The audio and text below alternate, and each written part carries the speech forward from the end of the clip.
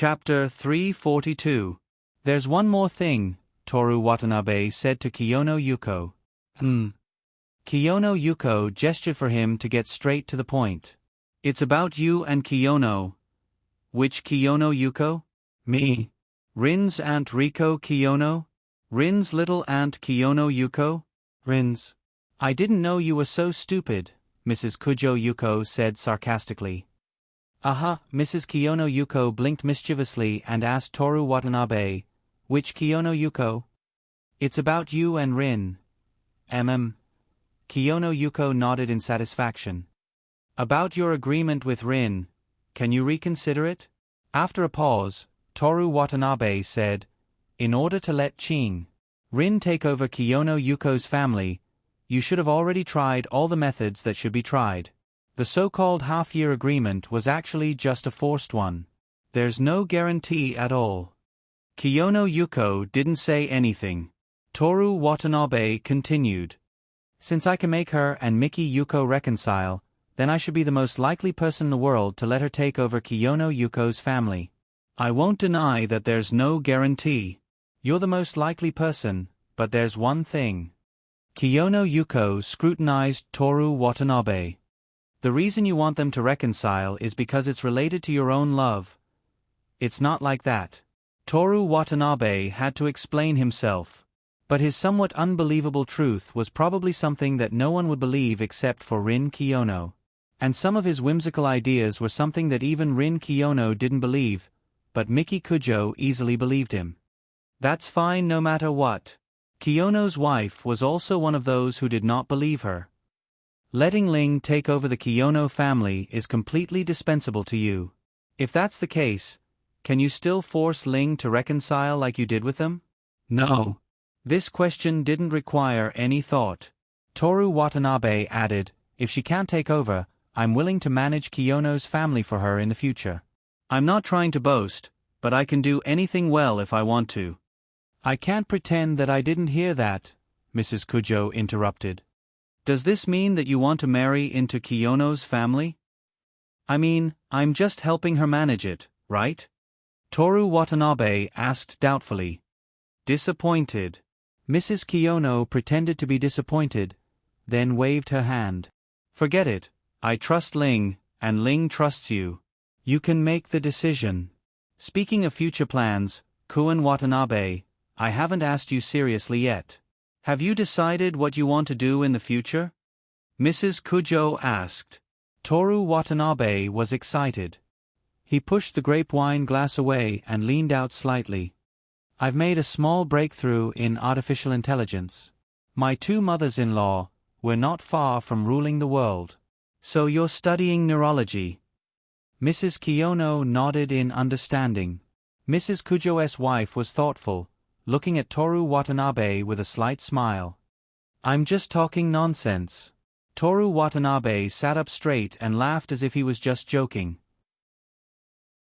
September 27th, Wednesday. It was a day when autumn turned into autumn. The streets had been cleaned up quickly, but traces of a typhoon could still be seen on the trees on both sides of the road to school. Toru Watanabe walked into the classroom and saw Miki Kujo lying on a pillow, teasing Rin Kiyono like a child in a fit of pique. Rin Kiyono was expressionless, holding a novel by the queen of British mystery novels, Christie. Good morning, both of you. He greeted them and walked to his seat. Miki Kujo glanced at him with a smile, then her eyes fell on Rin Kiyono's fair and delicate little face. Ling, I've already apologized. Can you forgive me? Her teasing and pranking tone could fool most people if she restrained it 10 times. My Kei-san. Toru Watanabe couldn't stand it anymore. Enough is enough. Didn't you see that she's already started reading detective and crime novels? Don't worry. No matter what, I won't use the same method as in the book. Rin Kiyono said as she looked at the book. You didn't deny that you were going to kill me, Miki Kujo said with a smile. You didn't admit it either, Toru Watanabe added. Everyone, return to your seats. The class meeting has begun. Aona Koizumi walked in wearing her teacher's uniform and holding a lesson plan. Rin Kiyono closed her book, while Miki Kujo was still lazily hugging her pillow. Toru Watanabe turned around and looked at the beautiful Aona Koizumi on the podium. The culture festival is over. Everyone should start preparing to study. Tomorrow will be the exam. The scene was the same as before, as if nothing had changed, but also as if it was completely different. In the next 2 days, the school held the September exam. On Friday, after the last exam, Toru Watanabe, as the student on duty, filled out the duty list and went to the office alone. There were few people in the office. Many teachers had already left. Aona Koizumi and Huang Zi were still there. Huang Zi was grading papers, while Aona Koizumi was typing something into the computer. Aonai-sensei. Toru Watanabe put the duty list on her desk. On the desk, there was meat and roses in a vase. The pens were neatly inserted into the pen holder, and the documents were in order. Just by looking at the desk, one could imagine the beauty of the owner of the desk, as well as her love for life. Aona Koizumi checked the form. After confirming that it was filled out, she said to him, "Do you plan to go back by yourself, or do you plan to come with us?" "Are you busy with something?" Toru Watanabe asked. The other teachers had already left. There was no reason for the two of them to be busy. "The three of you have been recommended by Tokyo University." Aona Koizumi showed a happy smile. "I'm sorting out your usual grades, and then filling in the teacher and school evaluation." "I forgot," Toru Watanabe said. "Watanabe," Huang Zi stood up and patted the back of her chair. "Don't keep standing. Come and sit. You're such a good teacher." "Of course. In Kanagawa High School, I'm the most gentle to my students." "Aonai-sensei, I'll tell you something. You're recognized as the most strict female teacher. There's less homework." Huang Zi said very cruelly, "Okay, sit down." Toru Watanabe sat on the chair that still had some body heat. Huang Zi immediately handed him a red pen and a piece of paper. "This is the reference answer. Is it a treat tonight?" "I want to eat the barbecue in Shushu Yuan." Toru Watanabe began to grade the papers of the first class. "Shushu Yuan is too expensive. I can only afford to eat there once a month." "Where's the money you saved? You're just an ordinary female teacher. How can you bear to spend the money she saved to buy a house?" "What does it have to do with me whether you buy a house or not?" Aona Koizumi was sorting out her documents. Occasionally, she would smile as she watched the two bicker. "I'll be leaving first." The physics teacher of the 4th class passed by. "Thank you for your hard work today." The teacher was older. Aona Koizumi and Huang Zi said respectfully, "Thank you for your hard work." Then, the physics teacher saw Toru Watanabe. "Watanabe, congratulations. It's all thanks to sensei's teaching." Toru Watanabe had always been humble. He was the only conscience of the Human Observation Department. "Although you've received a recommendation, you must listen carefully in my classes from now on." As he spoke, he became more enthusiastic. The physics teacher chatted on for a while and even recommended blind dates for Huang Zi. After she left, Huang Zi breathed an exaggerated sigh of relief. "I'm going back to my hometown. My parents are urging me. At school, I'm being urged by other teachers. That's where I'm happy," she said. Shushu Yuan. Toru Watanabe wrote 91 on Yoshimi Tamamo's test paper. After Aona Koizumi finished sorting out her documents, the three of them went to the infirmary to meet Miyazaki Miyuki. Then, they took a taxi back to Nono-cho. In the evening, they didn't go to Shushu Yuan. Instead, they bought ingredients and barbecued in room 501. To celebrate Watanabe receiving a recommendation from Tokyo University. Cheers. Cheers. Everyone drank a mouthful. The meat on the barbecue was sizzling. The vegetables were silent. When the meat was cooked, Toru Watanabe took out his phone. He wanted to tell his parents the news. Receiving a recommendation from Tokyo University was not essential to him. But for his parents, he was admitted to Tokyo University in advance. They must be very happy and proud. When he sent the message, he noticed the family group. He thought about it and added Aona Koizumi and Masahi. Sensei, senpai, I added you to a group. Group. Aona Koizumi picked up a phone in confusion. Harem group? Huang Zi asked. How shameless. How is that possible? Even if he wanted to create that kind of group, it would be many years later, not now. What is that? Before Huang Zi could finish his words, Koizumi Aonai exclaimed. Watanabe. Her voice was close to a wail, full of panic and shyness. What's wrong? Miyazaki Miyuki asked. Aona Koizumi did not answer her. She held her phone with both hands and hesitated about what to type. In the group chat. It's getting lively, Kiyono, haha, Kujo. Watanabe's mother. Hello, Watanabe's mother, I'm Aona Koizumi, Aonai, Koizumi-sensei. Watanabe's mother.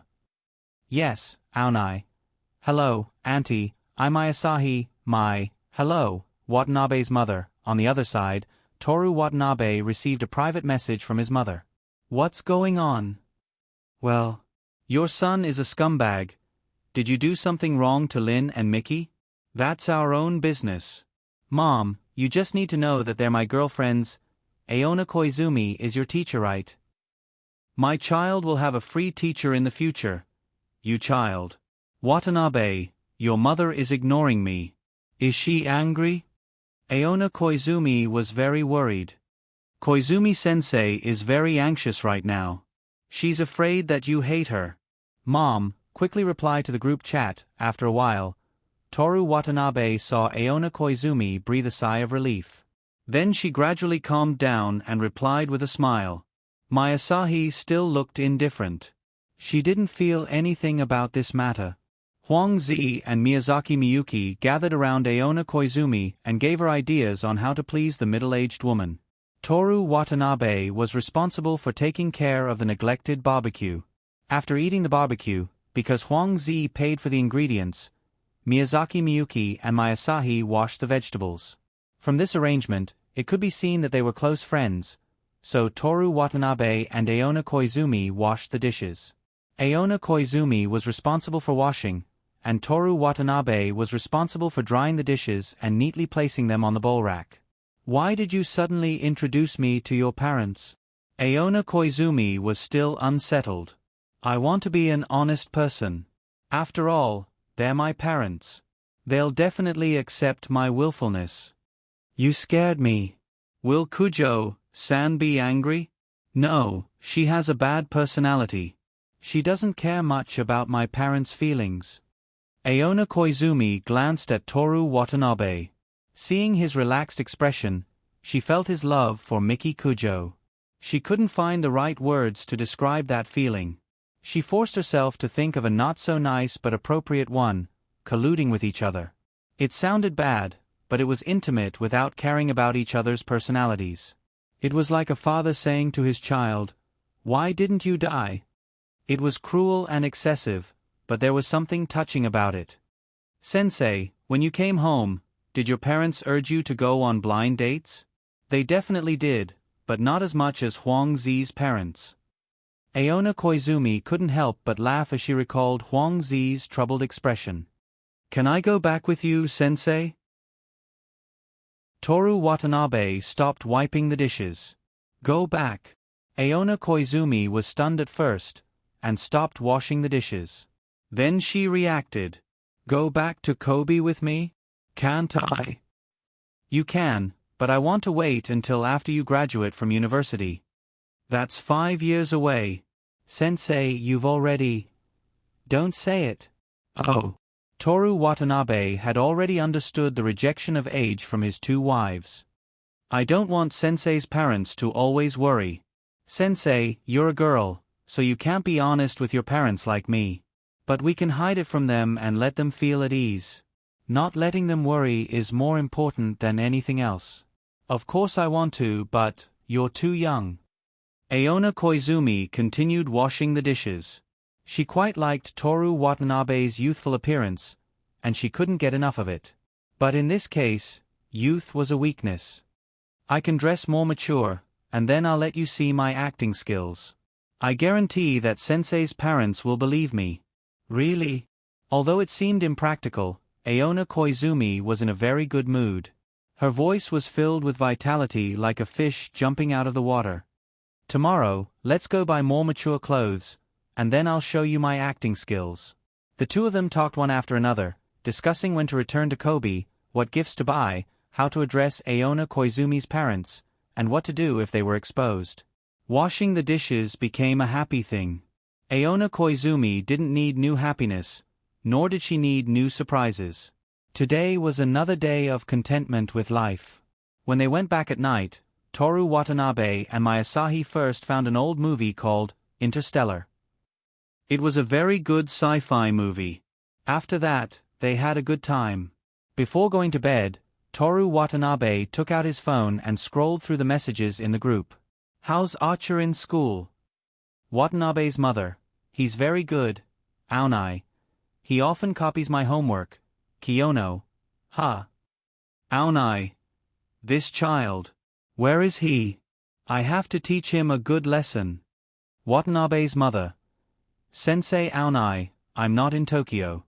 Please, you can beat him if he doesn't listen to you. Watanabe's mother. Auntie Ji, she can't do it. She's the easiest one to talk to. Why don't you give me the power? Kiyono. He's my man. Who are you to tell him what to do? Miki. It's hard to say whose man he is yet to be determined. Kiyono. Are you free tomorrow? Miki. Whether I'm free or not, I definitely won't go shopping with you, Kiyono. I'll go find you in the afternoon, Miki. Don't come, I won't open the door for you, Kiyono. After that, Miki Kujo pestered Rin Kiyono endlessly. Can I join the girls' club? Toru Watanabe. What does it have to do with you? Miki. Come secretly, I'll open the door for you alone, Kiyono. Kiyono still loves me, sob sob sob, Toru Watanabe. Come here, Miki. Now. Toru Watanabe. I'll give you 20 minutes. Miki. Miki, Sama, I was wrong, Gekietsuki Deshino. JPG, Toru Watanabe. Ache, I heard that you copied Rin's homework. Watanabe's mother. My phone ran out of gas, I'm going to bed. Everyone should rest early, make sure you get enough sleep, Toru Watanabe. By the way, I'm definitely going to the girls' club tomorrow, Toru Watanabe. Toru Watanabe turned off his phone and threw it aside. Chapter 343. On the first Saturday of October, Toru Watanabe returned to the street where he rented his apartment for the first time since he moved away at the beginning of the year. After living in the spacious apartment in Shinono-cho for a long time, the apartment looked more and more narrow from the outside.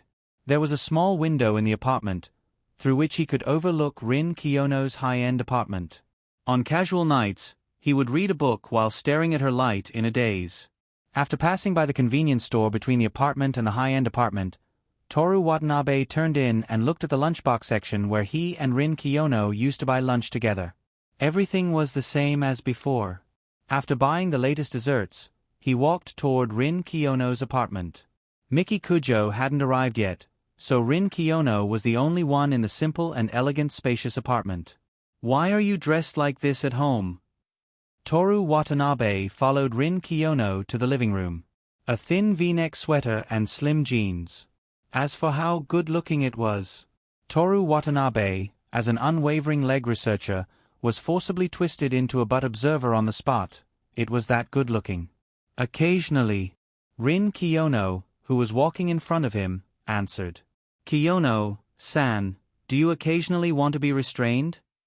The two of them walked into the living room, and Toru Watanabe put a shopping bag with desserts on the table. This hobby is a bit obscene. It's your words that are obscene. Rin Kiyono sighed. What do you want to drink? Anything. Toru Watanabe didn't treat himself as a guest, and sat very casually on the sofa. Rin Kiyono went to the wine cabinet, and while making tea, she said, Simple black tea? Simple in what way? Fill the cup with Earl tea, plus a lot of orange jam, and a quick Earl tea for ladies. Earl tea? Even oranges have jam? Why is it ladylike? You don't have to pretend to talk to me under the pretense of asking about the tea while staring at my legs. Half of Toru Watanabe's body had been seen through, not only his legs, but also his buttocks. Actually, I can understand. Rin Kiyono's actions of brewing tea were charming and elegant. Understand what? It's natural for men to care about a woman's legs, buttocks, and breasts. She paused for a moment and continued, on the other hand, if you're not interested, I'll be worried. You're worried if I don't look at you? Don't ask when you already know the answer. Rin Kiyono's tone carried a hint of reproach. If you have the time to deliberately lead a woman to say something vulgar, why don't you just take it away? Toru Watanabe smiled as he moved the packaging in front of him to the side. Rin Kiyono bent over and placed the black tea there. When she bent down, Toru Watanabe saw a touch of white fragrant shoulder. Toru Watanabe picked up the black tea and smelled it. He said, "It's very sweet. Bergamot and orange." Rin Kiyono sat on the single-seater sofa to his right. She was also holding a cup of ladylike Earl Grey tea. It's strange. Toru Watanabe commented and then took a sip. How is it? It's not bad. He carefully looked at the tea. When you're feeling down or depressed, drinking this cup will have a good effect. After listening to Toru Watanabe's comment, Rin Kiyono smiled slightly, like the only flower in the vast grassland. What are you smiling about? Although he didn't know what she was smiling about, Toru Watanabe already had a smile on his face. I'm thinking about last year's tea party. Rin Kiyono explained. About drinking tea, interesting things did happen. The two of them drank tea while eating the desserts Toru Watanabe bought from the convenience store. Breasts, buttocks, legs. Which part do you like the most? Toru Watanabe stopped eating and looked up at Rin Kiyono's beautiful face. Why are you suddenly asking this? Because you've been staring at me since you came in. No. Rin Kiyono looked away from the colorful desserts in her hands and glanced at him. That doesn't count as staring, right? I looked around the living room for 2 or 3 seconds. Rin Kiyono kept staring. Toru Watanabe had to change his words. I like legs. Research is a serious matter. Please let me explain it myself. Please. Rin Kiyono put down the desserts and picked up the black tea again. First of all, I don't like a certain part. I just like to research that part. Let's just say that. Before, I always thought of myself as a firm leg researcher, until I met you. You're simply my marks. Marks. Rin Kiyono couldn't help but be stunned. What kind of metaphor is that? Marx has a saying, I think it's very appropriate to use it to express your attraction to me. About Marx, I only know Das Kapital. I've never read it, but there's definitely no topic about women in it. In order to woo Miki Kujo, Toru Watanabe read all the romance novels written by Marx and female high school students. It's not Das Kapital, it's Tayani. He said, admittedly, there are many women in the world, and some are very beautiful. But where can I find a face whose every line, and even every wrinkle, can evoke the strongest and most beautiful memories in my life? Yes. Rin Kiyono nodded and said, You mean, you went from liking legs to liking Rin Kiyono? Research, please say, research. Liking makes me sound very unprofessional. Okay, research, then I'll discuss it with you. What don't you understand? Toru Watanabe flicked away the non-existent dust on his trousers and put on a calm posture that said, There's nothing I don't know about Rin Kiyono. If one day, I'm disfigured, my waist is thick, and my legs are broken, are you still going to research me? Isn't that a little too thorough? Answer the question. It doesn't seem like the kind of assumption you would make. Rin Kiyono didn't speak. Her left hand played with a strand of hair on her shoulder as she waited for Toru Watanabe's answer. People value the intimacy between hearts and think that love should surpass everything, but I think that appearance is very important. It can even be said that in most cases, appearance is the most important. In other words, If I'm not good-looking, you won't love me? Before I fell in love with you. Toru Watanabe emphasized this point. As for now, because I love you too much, you don't care about my appearance anymore? Rin Kiyono looked at him curiously from under her long eyelashes. I definitely won't let you become ugly, Toru Watanabe declared firmly. Rin Kiyono felt both helpless and amused when she saw how he acted as if he had read Das Kapital and was determined to bring about social change. I suddenly feel like hitting you, she said with a smile. The only person who hit me just now, but I didn't hit her. It was only my mom. Miki Kujo liked to pull people's ears. The only person who had ever hit Toru Watanabe was Shirlu, and she almost got kicked in the chest. Take a look at what this is. Rin Kiyono took out her cell phone. The cell phone screen showed a chat history between Rin Kiyono and Watanabe's mother. The time was probably last night after Toru Watanabe went to bed, and her mother transferred the authority to teach her son a lesson. More than that, Rin Kiyono handed the cell phone to Toru Watanabe and let him see it himself. Toru Watanabe scrolled up. That child Archer sometimes cares too much about the people around him and always sacrifices himself, so someone needs to kick his butt hard and force him to care more about himself. Archer is a horse. Little Rin, what you need to be is not a novice who tightly grasps the horse's mane and lets the horse run on its own, but a skilled rider who can firmly grasp the reins and control the horse. All the chat history revolved around these two sentences from Watanabe's mother. My mother has always liked you, Toru Watanabe said. I can't tell. Rin Kiyono nodded. The first time she came to Tokyo, she hadn't seen Miki yet. When she called me, she always said, can't you and little Rin be together? Can't you think of a way? You didn't tell me. How can I say that?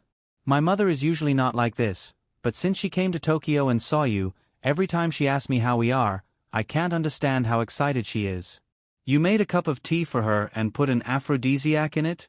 That's the reaction of a normal person when they see me. Like you, it's strange that you didn't fall in love with me the first time you saw me. Rin Kiyono's tone was calm, and because of this, it sounded proud. It seems so. Toru Watanabe nodded.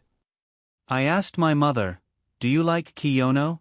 She said no, but she immediately said, little Lin is definitely one of a kind, and no one else can compare to him. After that, Toru Watanabe smiled and said, she has always wanted you to be her daughter-in-law. As long as you give up on them, your mother's wish will be fulfilled immediately. Rin Kiyono said with a smile. She never lied. After listening to Toru Watanabe's narration, she understood that Watanabe's mother wanted her to be her daughter-in-law so much. She also remembered that when she went to Iwate Prefecture for the new year, the two of them prepared breakfast together, and she happily talked with her about Toru Watanabe's childhood. She felt touched for no reason. For you, I'm willing to do anything. Toru Watanabe returned the phone to her. Except for this. Then what are you going to do? Toru Watanabe muttered, recently, I've been thinking about the relationship between us. The phone rang. Rin Kiyono looked at the screen. It was Miki Kujo. She then looked at Toru Watanabe. Toru Watanabe gestured for her to go ahead. Rin Kiyono pressed the answer button. Open the door. Wait downstairs, we'll go down. We? Watanabe is already here? She asked subconsciously. Miki Kujo said again, open the door. After that, she hung up. Rin Kiyono sighed. What a troublesome person. She doesn't care about what other people think at all. Watching Rin Kiyono walk to the entrance, Toru Watanabe listened to the control to open the door of the apartment downstairs. So you want Miki to care about what you think. Her legs are so close together. Her butt is so round. Rin Kiyono suddenly turned around. Toru Watanabe quickly retracted his gaze and calmly drank the Countess' tea in his hand. He couldn't be blamed at all. As a normal 17-year-old high school student, it would be strange if he didn't look. I must get Rin Kiyono. The hot tea in his throat was not as hot as the desire in his heart. As expected, appearance was very important. The clock pointed to 2 in the afternoon. Miki Kujo walked in. She wore a thin t-shirt with a slim black windbreaker on the outside. She wore a short skirt and black pantyhose on the bottom. Her small face was delicate, her breasts were full, her waist was slender, and her legs were long and graceful. The way she walked over with her hands in the pockets of her windbreaker, it was as if all the seductive things in the world were beckoning to her. "You're early." She looked at Toru Watanabe with a smile. "I wanted to meet you earlier," Toru Watanabe said. Miki Kujo snorted and stopped staring at him. She was in a good mood recently.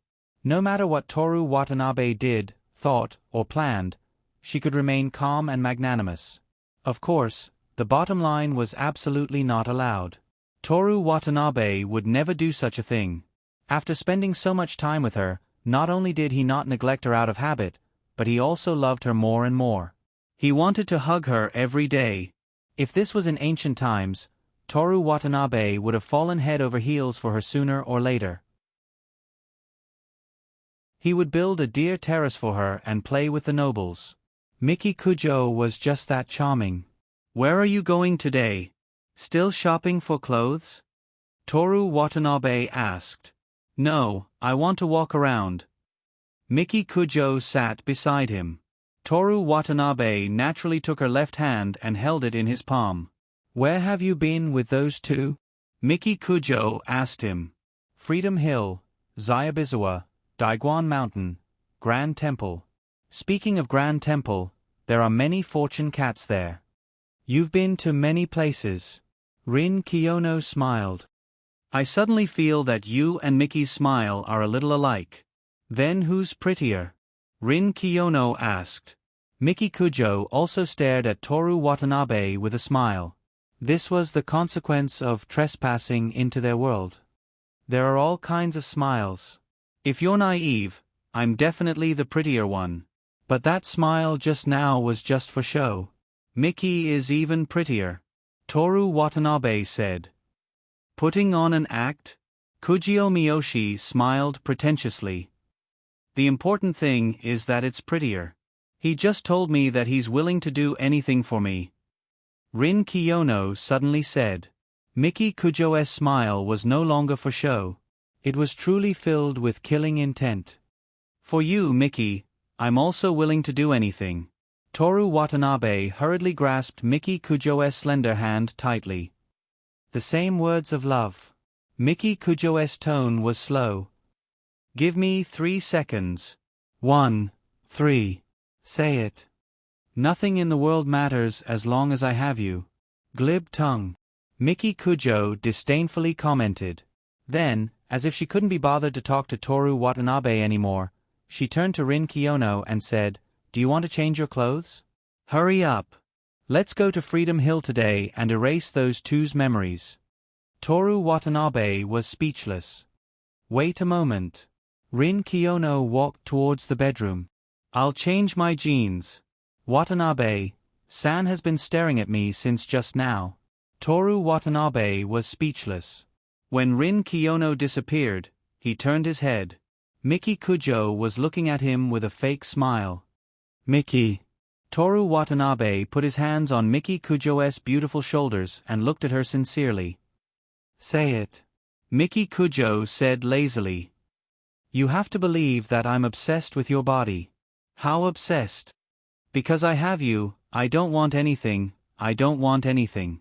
Because I have everything, I'm obsessed." "How many people have you said this to?" "Only you." Toru Watanabe smiled. "I've given most of the words of love in my life to you. Shouldn't you say something to me too? Next year." "Next year? Propose to me," Kujio Miki said with a smile. "No. Miki, come and help us discuss the clothes." Rin Kiyono opened the bedroom door, only revealing her cute little face. Kujio Miyoshi looked at her and glanced at Toru Watanabe with a smile. She got up and walked over.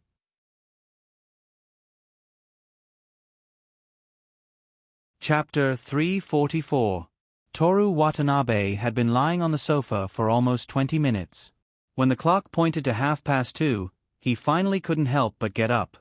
Knock, knock, knock. He knocked on the bedroom door. Ladies, Toru Watanabe said, we see each other every day, it doesn't matter what you wear. Come in. Miki Kujo's voice came. Can I? Toru Watanabe tried to confirm that there was no quarrel inside, and then carefully opened the door. On the 2-meter by 2-meter bed, an oversized dolphin doll was lying on it. It actually sleeps with Rin Kiyono every day? Toru Watanabe wondered if he should assassinate it. Looking around, he didn't find the two people, probably in a hidden cloakroom. Toru Watanabe took a book from the bedside, Hemingway's Complete Short Stories, and then sat in front of the French window under the afternoon sun. The simple style of the single sofa was very comfortable, there was a short triangular table in front of him, and there was a candle-like incense on the table. Outside the French window, he saw the blue sky of Shinjuku. Looking down, he saw the trees on both sides of the street, shining in the sun. Toru Watanabe found a comfortable sitting position. While imagining Rin Kiyono sitting here and reading, he casually flipped through the book. Every time he finished reading, he glanced at the black dial on his left hand. When it was 2 minutes to 3 o'clock, the two ladies finally came out. I don't have any more energy. He rattled the pages of the book. I felt my heart turn to dust. I don't know what to say. If you don't have any energy, you can sleep. Rin Kiyono said. Wrong, wrong, wrong, wrong, wrong. Toru Watanabe slammed the book shut, not so loudly. You should say, is love also boring? Then I'll answer you. I asked you to come in to give us your opinion, not to recite. Miki Kujo interrupted him bluntly. I've been waiting for almost an hour. Toru Watanabe tactfully expressed his resentment. Too short. Too short. Not to mention Rin Kiyono and Miki Kujo, even the little girl playing house in the sandpit in the park knew that Toru Watanabe was lying. Rin Kiyono looked at him in amusement and asked, Since you can't wait, let's see how we dress up. Toru Watanabe sized them up. Both of them were posing nicely, and for a moment, he couldn't care less about their clothes. Rin Kiyono changed out of a thin V-neck sweater and jeans that accentuated her curves. Miki Kujo changed into a long white dress.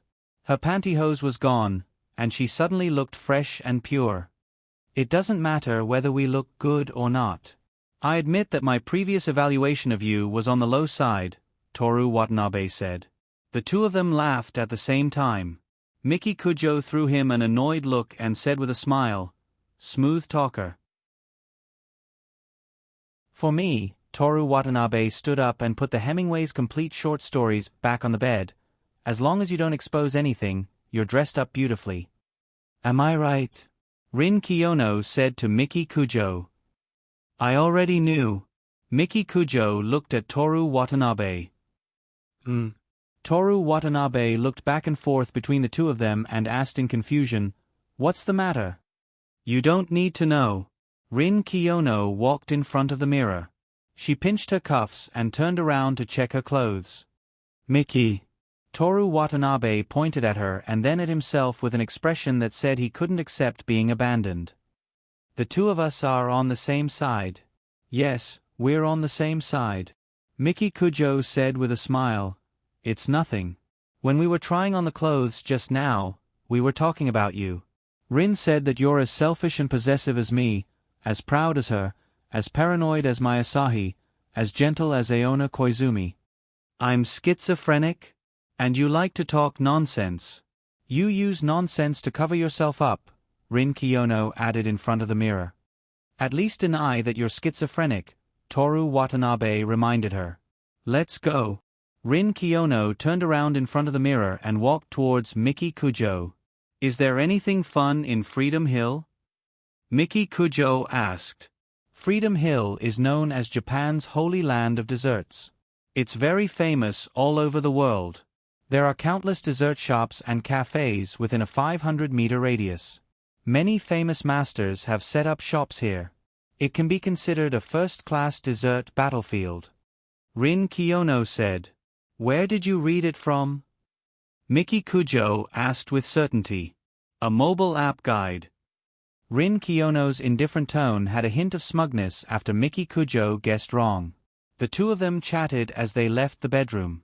In front of the bedroom door, Miki Kujo turned around with a warm smile and said to Toru Watanabe, who had been diagnosed with schizophrenia by Dr. Kiyono, "Are you going to stay in the bedroom alone and lie on the bed to smell her remaining body fragrance? How could I do something so perverted? Then come out." Miki Kujo's expression changed from a smile to a cold one in half a second. "Oh." Rin Kiyono covered her mouth elegantly and snickered as she enjoyed Toru Watanabe's expression after being scolded. These two are indeed sadists. Toru Watanabe became more and more certain as he looked at their backs. Toru Watanabe didn't think of himself as a masochist, but Miki Kujo was a sadist. Although Rin Kiyono wasn't that obvious, she also had the same tendency deep down in her heart. It was only because the person he loved was a sadist that he became like this in order to cooperate with them. What a great love. On the way to Freedom Hill, the two ladies chatted while Toru Watanabe thought about random things to pass the time. Freedom Hill was located at the junction of Setagaya District and Mukuro District. As the name suggested, it was a place with many rolling hills. Coupled with the winding river and the unique and small houses, the scenery was different from other places in Tokyo. It was very quiet and peaceful. Tokyo's Little Venice, Desert Forest, the kingdom of grocery stores, and the ideal place to live in District 23. These were the impressions that Freedom Hill gave people. "What did you do last time?" Miki Kujo asked Toru Watanabe as soon as they got out of the car. "We walked around, drank milk tea, and sat on the bench under the cherry tree for a while." "Very romantic," Miki Kujo sarcastically said but didn't say anything else. Since she allowed him to have two lovers and pretend that she didn't know about his children in the future, this wasn't a big deal. She also had her own plans. On September 9th next year, when the two of them turned 18 years old, she would immediately fill in the marriage class and have him move to Kamabocho, or build a new villa. The wedding could be held after graduation. Graduating from high school or university was fine. The three of them strolled around the European-style streets. Along the way, they passed by one interesting store after another, but they weren't as eye-catching as them. The two of them didn't wear extravagant clothes, but they were always so decent and beautiful. They also inadvertently wore small and expensive accessories. "Speaking of milk tea, have you tried it before?" Toru Watanabe, who also attracted the attention of the girls around him, asked Rin Kiyono curiously. Rin Kiyono rubbed her chin and muttered, "From now on, you'll be on Saturdays.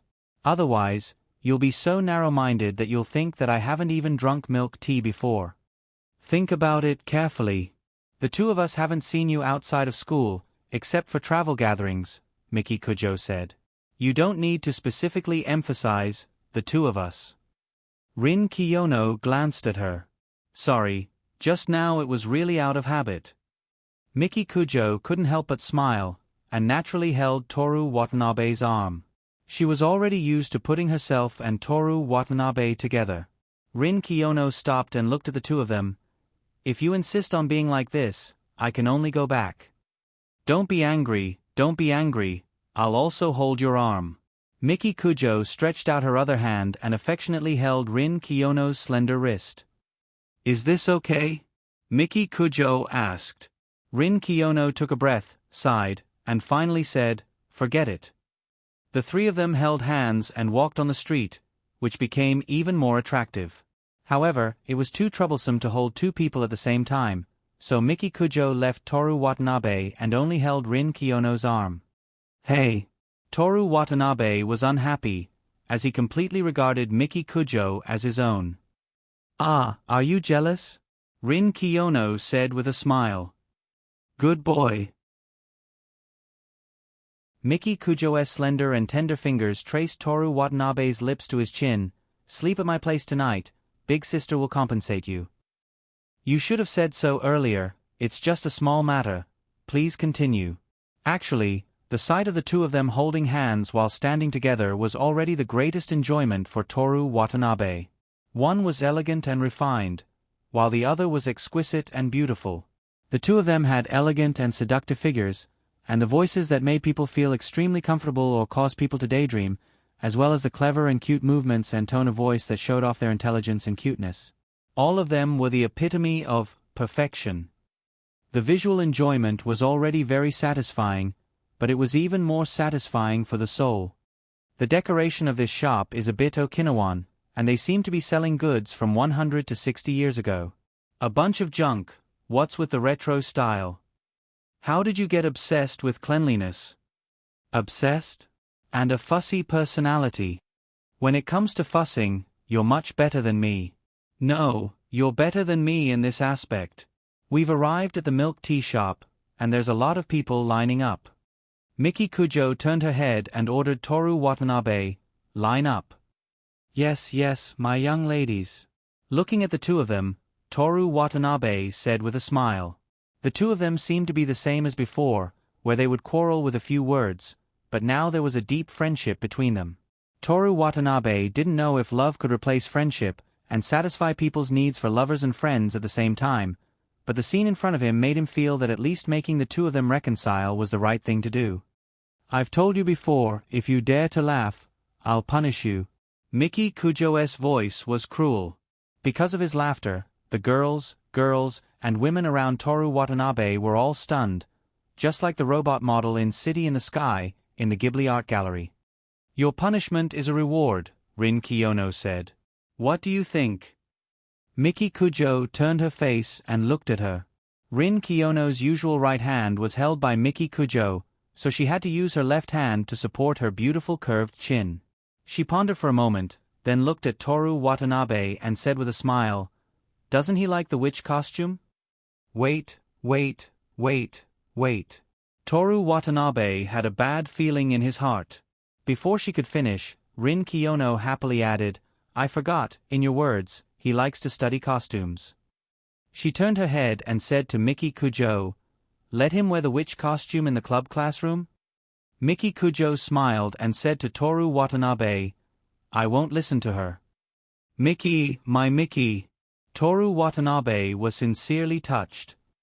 "You can wear the nurse costume." Miki Kujo said this sentence lightly. Toru Watanabe hesitated, or, "I'll wear the witch costume."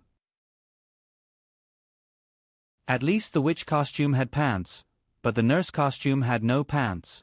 Wait a minute, does the nurse costume have pants or not? Choose for yourself. Listen to her or listen to me. Miki Kujo looked at Toru Watanabe with a smile. It was the same smile, but it had a different meaning. Toru Watanabe and Miki Kujo had nothing to say to each other, so he immediately understood what she meant. The witch costume did not follow the rule of she will wear whatever he wears, but the nurse costume did.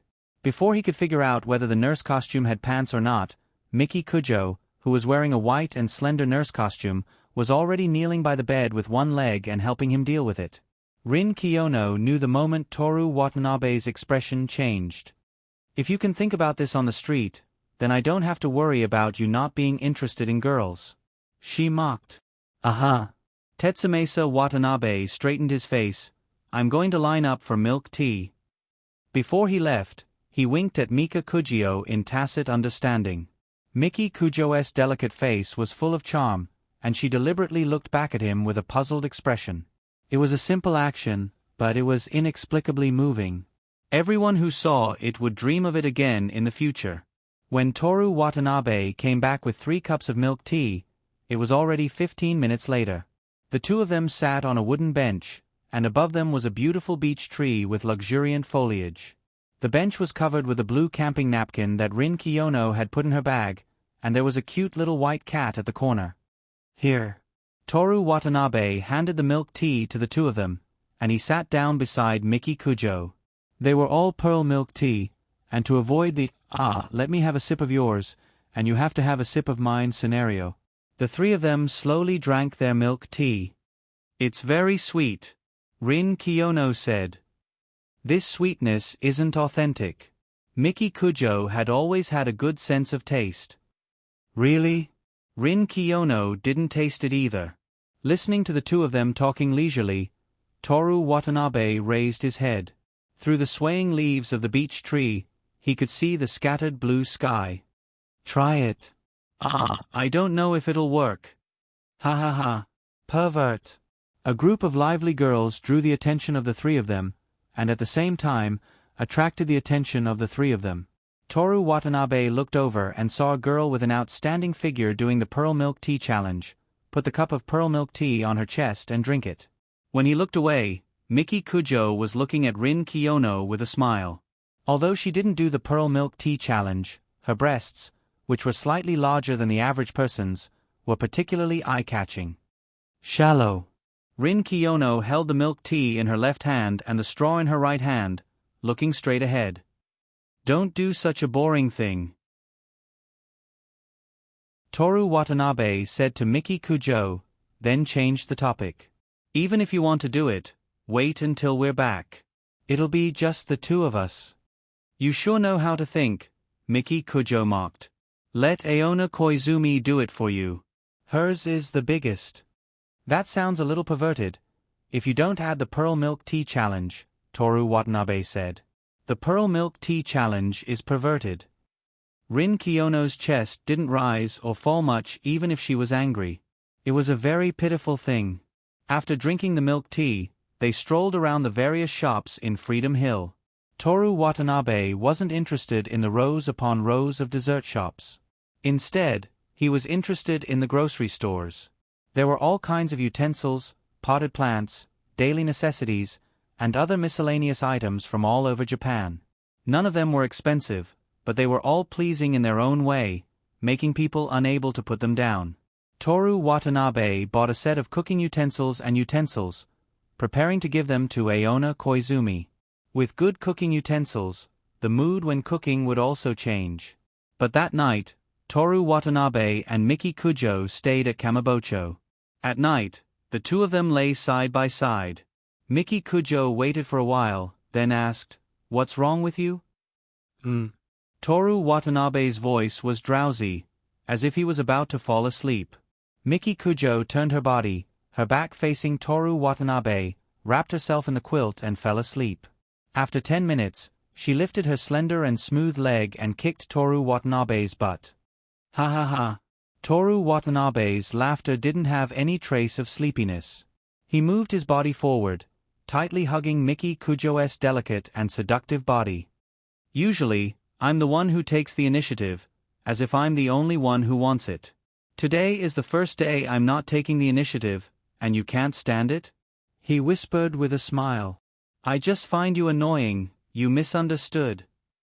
Miki Kujo hadn't finished her words when Toru Watanabe's lips pressed against her snow-white slender neck, his face buried in her collarbone.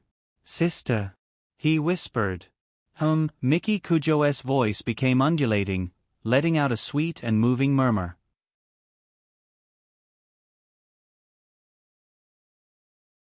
Chapter 345. The next morning, which was Sunday morning, Toru Watanabe finished his run and went back to sleep. As soon as he lay down, Miki Kujo came over and hugged him like a koala.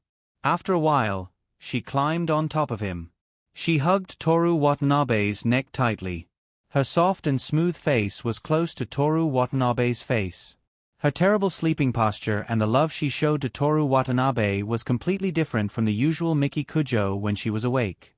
Every time Toru Watanabe talked to her about this, she would sneer and say, "Don't blame me for what I did when I was asleep." If Toru Watanabe continued, her eyes would say, "Know your place if you don't want to die." Miki Kujo lay on his body, and his hands were on her small waist.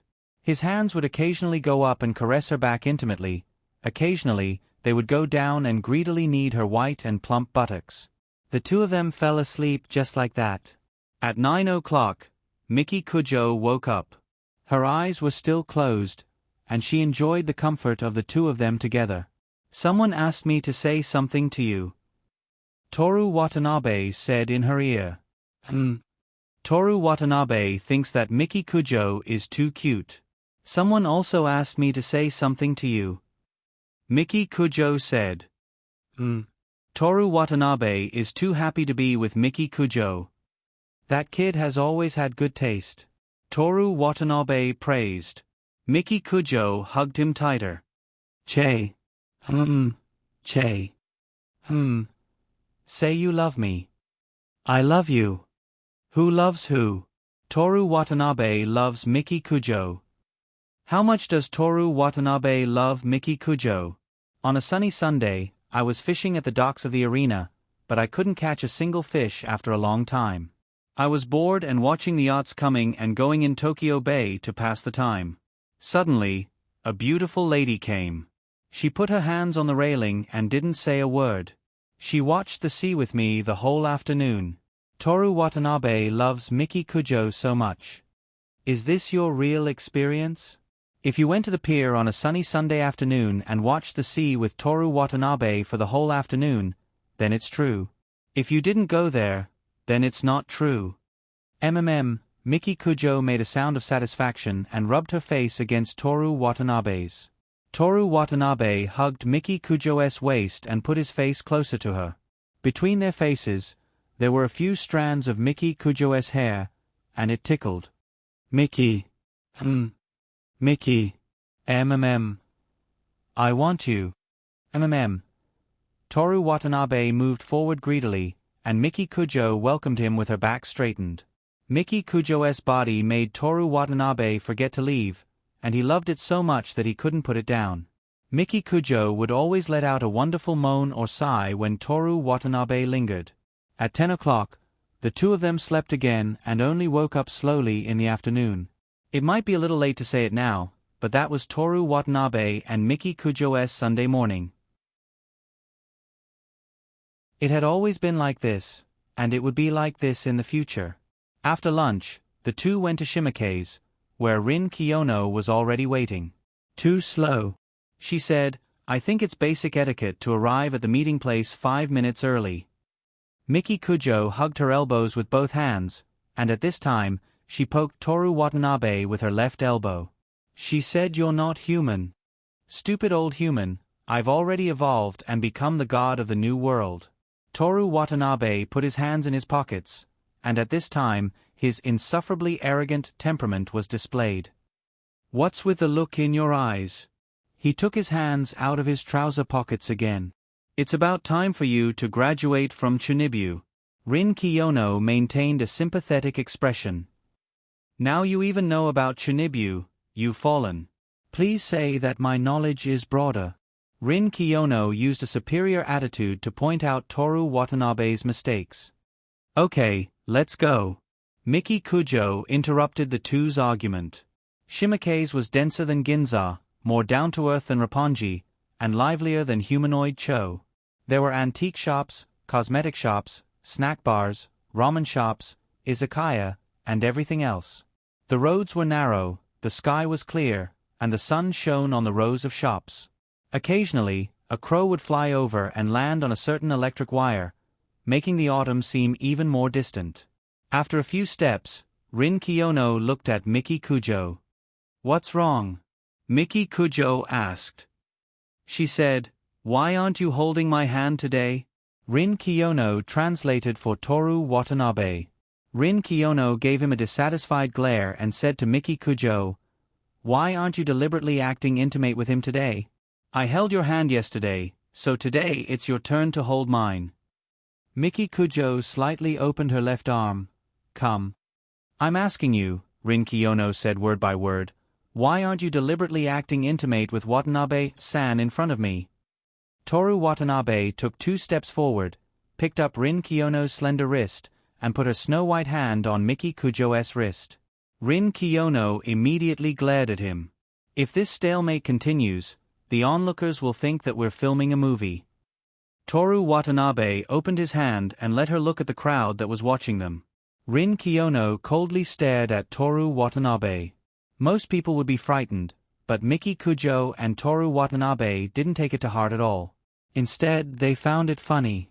She didn't let go of Miki Kujo's hand. I'll go back and teach him a lesson. Miki Kujo comforted Rin Kiyono, and then said to Toru Watanabe sarcastically, don't be so full of yourself. Those who had only seen Miki Kujo during the day might think that Toru Watanabe was having a hard time. Only Toru Watanabe, who had seen Miki Kujo during the night, knew the real Miki Kujo and how happy he was. Just like that, Miki Kujo was holding Rin Kiyono's arm yesterday, and today, Rin Kiyono was holding Miki Kujo's arm. The two of them were holding hands, but they didn't look like a lovey-dovey couple, nor did they look like lively girls who were tightly clinging to each other. Their postures were very elegant, and there was a certain distance between their bodies. Shimokitazawa was a street that was suitable for artistic youths. Toru Watanabe had accompanied Aona Koizumi and the other two girls here before, and they bought some vintage clothes. Miki Kujo was the least interested in vintage clothes. Rin Kiyono didn't care about vintage clothes, as long as they suited her aesthetic. As for Toru Watanabe, "There's a sticker here," he said. Whether it was the intricate wires or the sticker machines on the streets, they were almost invisible in his previous life, but they were very popular in Japan. "I've never used it before." Rin Kiyono looked at the machine curiously. Who would take a sticker by themselves? Let's try it. Miki Kujo walked over, and Seino Rei, who was holding her arm, naturally followed her. Toru Watanabe opened the curtains for the two ladies. Rin Kiyono looked at the machine and the strange photos displayed on it. "What should I choose?" Toru Watanabe asked, but he had already chosen a large pink heart with various small stickers. Rin Kiyono looked at herself in the big picture, and her lips were inexplicably red, and there were shy icons on both sides of her cheeks. "I see," she muttered to herself like a researcher. 5 consecutive shots, hurry up and pose. Toru Watanabe reminded her. 5 consecutive shots? What pose? The first one, Rin Kiyono asked, and Toru Watanabe pulled Miki Kujo's face left and right. The second one, Rin Kiyono was stunned, and Miki Kujo had a murderous look on her face as she reached out to Toru Watanabe. The third one, Rin Kiyono was still stunned, and Toru Watanabe avoided Miki Kujo. The fourth one, Rin Kiyono calmed down, and Toru Watanabe hid behind her, and Miki Kujo put her hand on Rin Kiyono's shoulder. The fifth one, Rin Kiyono was pushed away by Miki Kujo, and Toru Watanabe's face was pinched by Miki Kujo. The three of them came out of the photo machine, looked at the photos in their hands, looked at each other, and laughed at the same time. After dinner, they sent Rin Kiyono back to her apartment, and then returned to Kamabocho. "How are you and Rin?" Miki Kujo sat by the back window with her legs crossed. "Same as always." Toru Watanabe looked out of the window. It was dark in the night, and there were only a few useless street lamps. "Haven't you talked to her?" "Not yet." Toru Watanabe said, "You two just made up, and if I talk about this, won't you two fight again?" "What are you going to do?" Miki Kujo asked. "Wait a little longer." The car drove along the street lamps, and when they reached the main road, there were more lights. "Do you have a way to get her?" Miki Kujo asked curiously. "What can I do? I'll find a chance to tell her my feelings. That's it." Miki Kujo looked disgusted, as if she had a better way than Toru Watanabe. "I think it's a good idea to be completely honest with an honest person. What if she says, 'I'll allow you to maintain your current relationship, but you have to date me?'" Toru Watanabe got up and sat next to Miki Kujo, where Rin Kiyono was sitting just now. "Don't worry." He held Miki Kujo's hand. Miki Kujo looked at him with a smile and said, "I believe in your responsibility."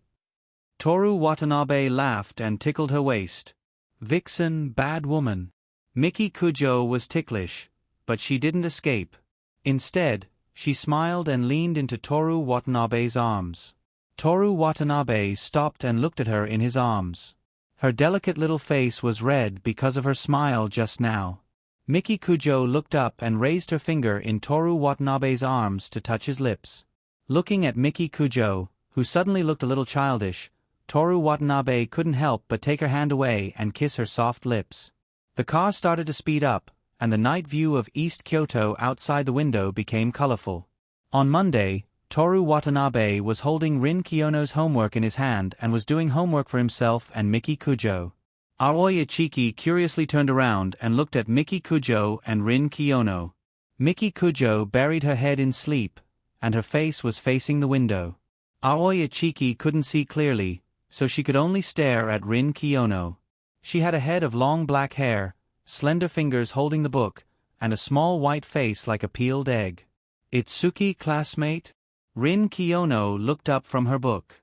She was a person who paid attention to etiquette, so she would only look at other people when talking to Toru Watanabe and Miki Kujo. Sorry." Aoi Ichiki apologized with a red face.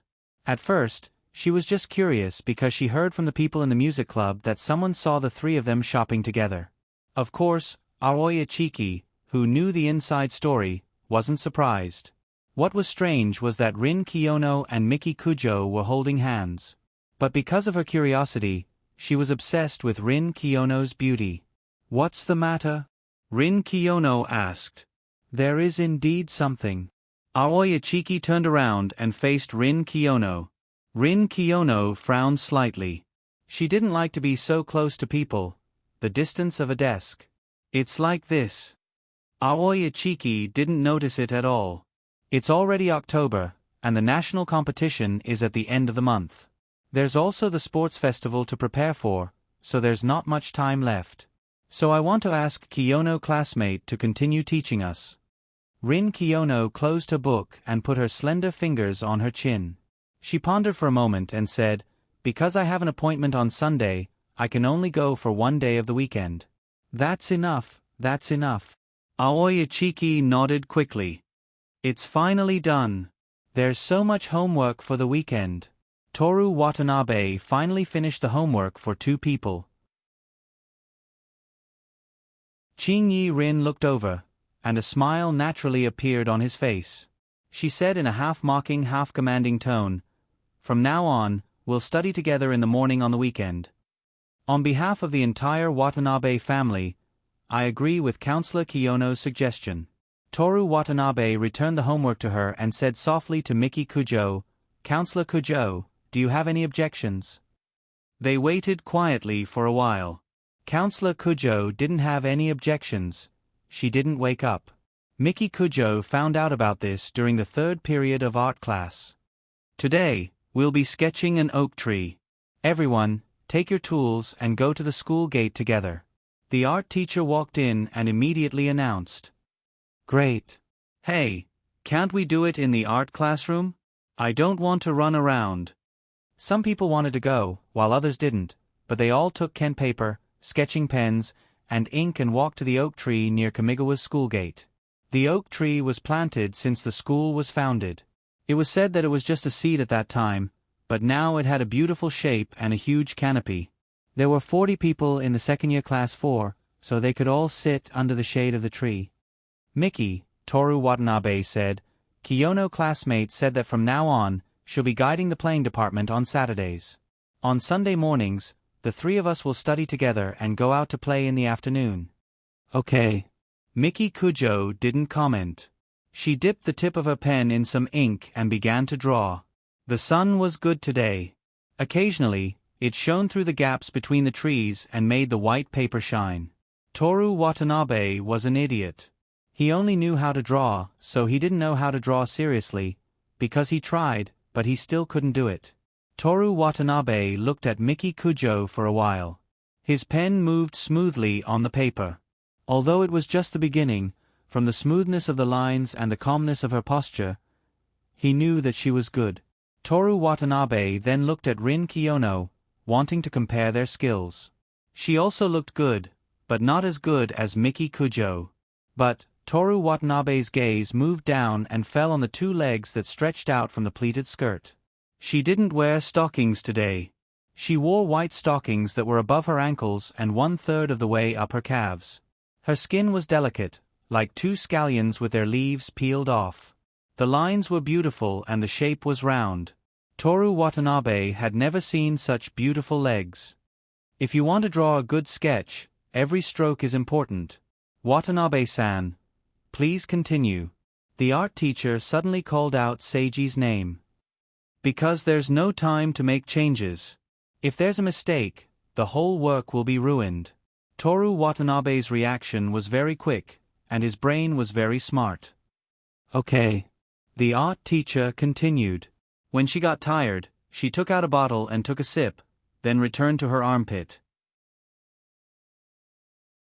Rin Kiyono looked up and glanced at Toru Watanabe. How long are you going to look? Toru Watanabe looked back at her. I'm learning how to draw. Rin Kiyono looked down and looked at her legs, then looked at Toru Watanabe. Do you want me to expose you?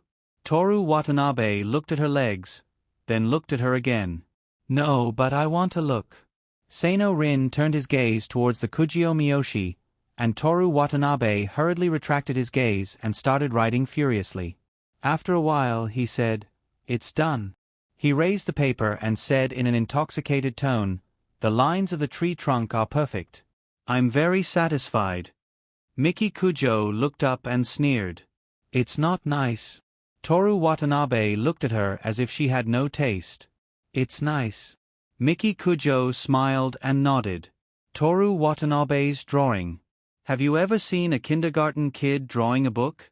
It's the kind that uses wavy lines to draw the tree crown. Give it to me. Miki Kujo waved her hand. Toru Watanabe handed her the drawing paper. Even if it's just a casual drawing, it'll be different with X-ray vision. She changed the drawing. Do you know X-ray vision? I definitely don't have that ability. Even if I did, I wouldn't use it for drawing. Forget it. Miki Kujo now had the attitude of a female artist. I hope that my future child will inherit my artistic talent. I think that makes sense. Toru Watanabe agreed.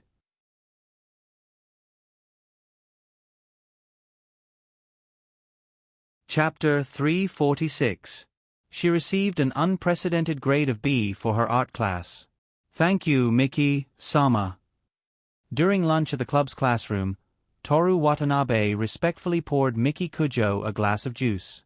Are you that happy about cheating? Rin Kiyono, who easily received an A, couldn't help but ask.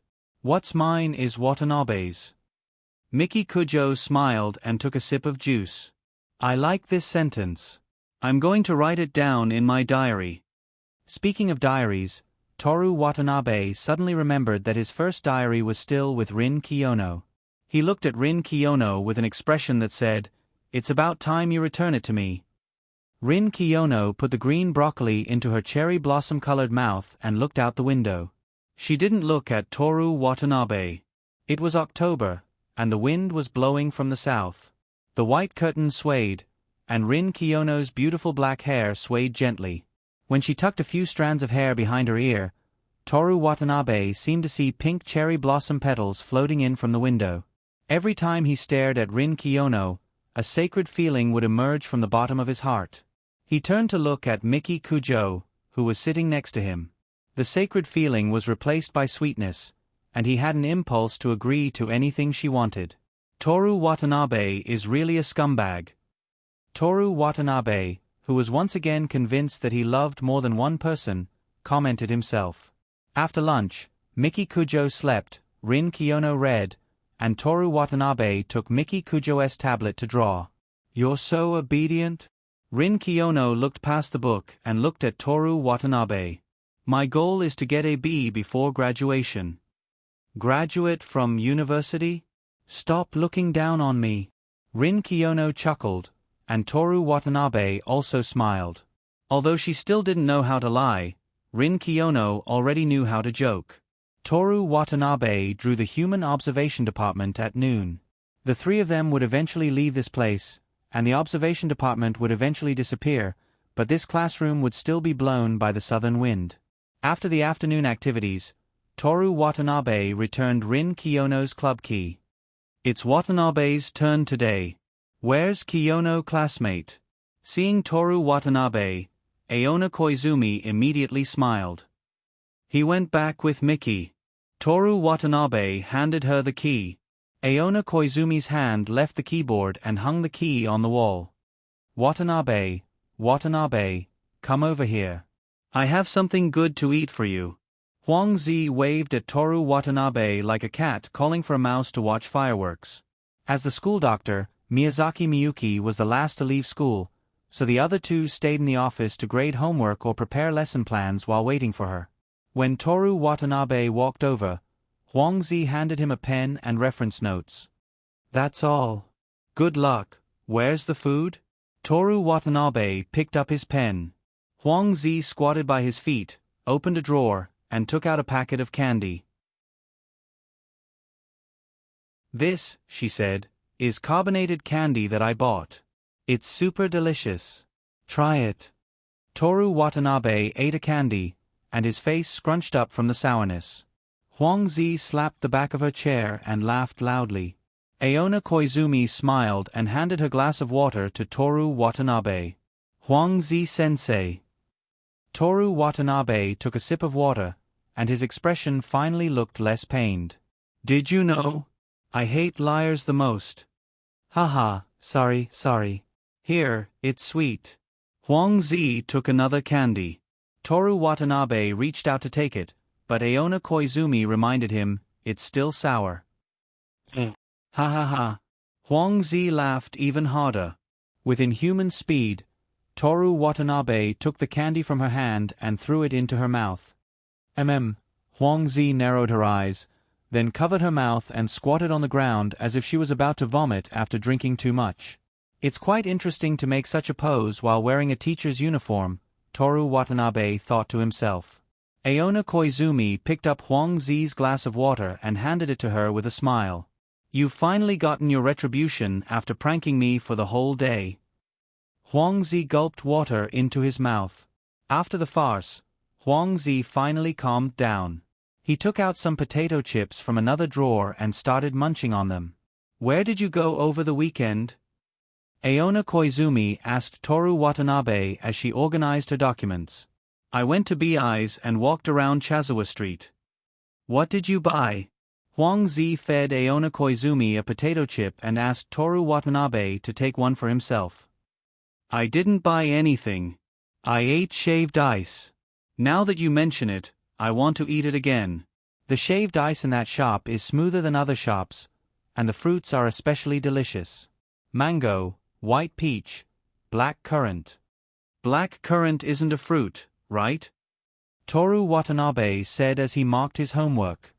"You're so long-winded. It's good that you know what it means," Huangzi said.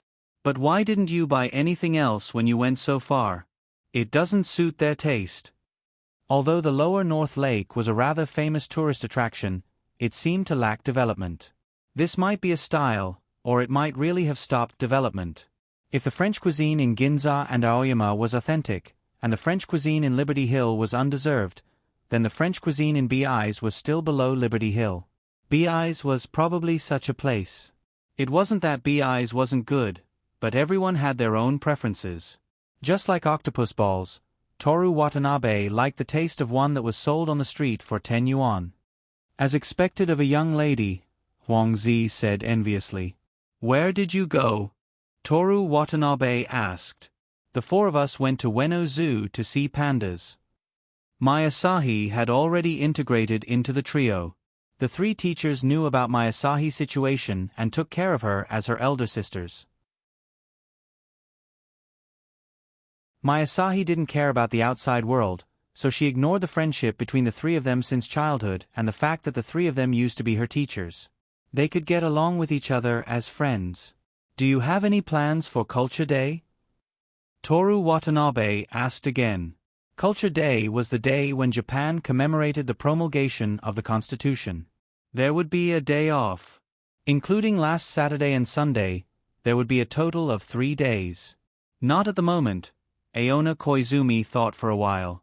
"Maybe I'll travel around Tokyo, or maybe I'll stay at home and sleep."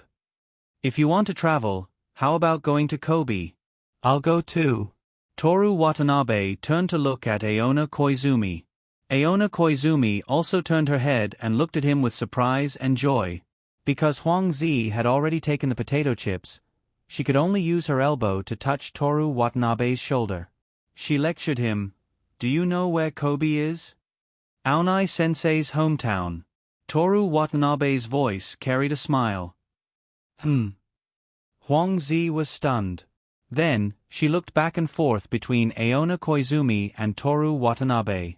She let out a ha, and suddenly realized, so you're planning to go back to see your parents? Toru Watanabe nodded and said, we'll go to Kobe on Culture Day.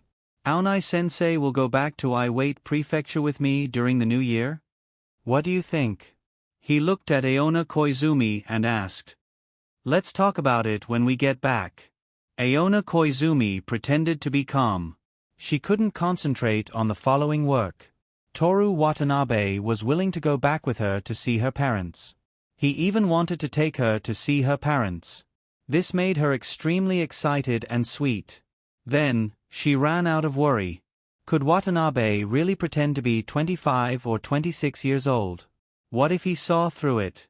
His sensei was the same generation as his parents, and his girlfriend was a generation younger than his parents. What was he going to do when he went to Iwate Prefecture for the new year? She couldn't hear a single word of Toru Watanabe and Huang Zi's conversation. There was no progress at all in her work. When they returned to the apartment at night, everyone discussed this matter during dinner. Che. Masahi looked at Toru Watanabe. I want to go too. Of course, Iwate Prefecture is no problem. Kobe. Toru Watanabe hesitated. He loved Masahi the most. Every time he thought about how she was pregnant alone, he felt uneasy. But if he went back to Kobe with Aona Koizumi as her boyfriend, it wouldn't be appropriate to bring Masahi with him. One day in the future, Toru Watanabe would definitely go with Masahi to see her parents who had already cut ties with her. At that time, they wouldn't bring anyone else.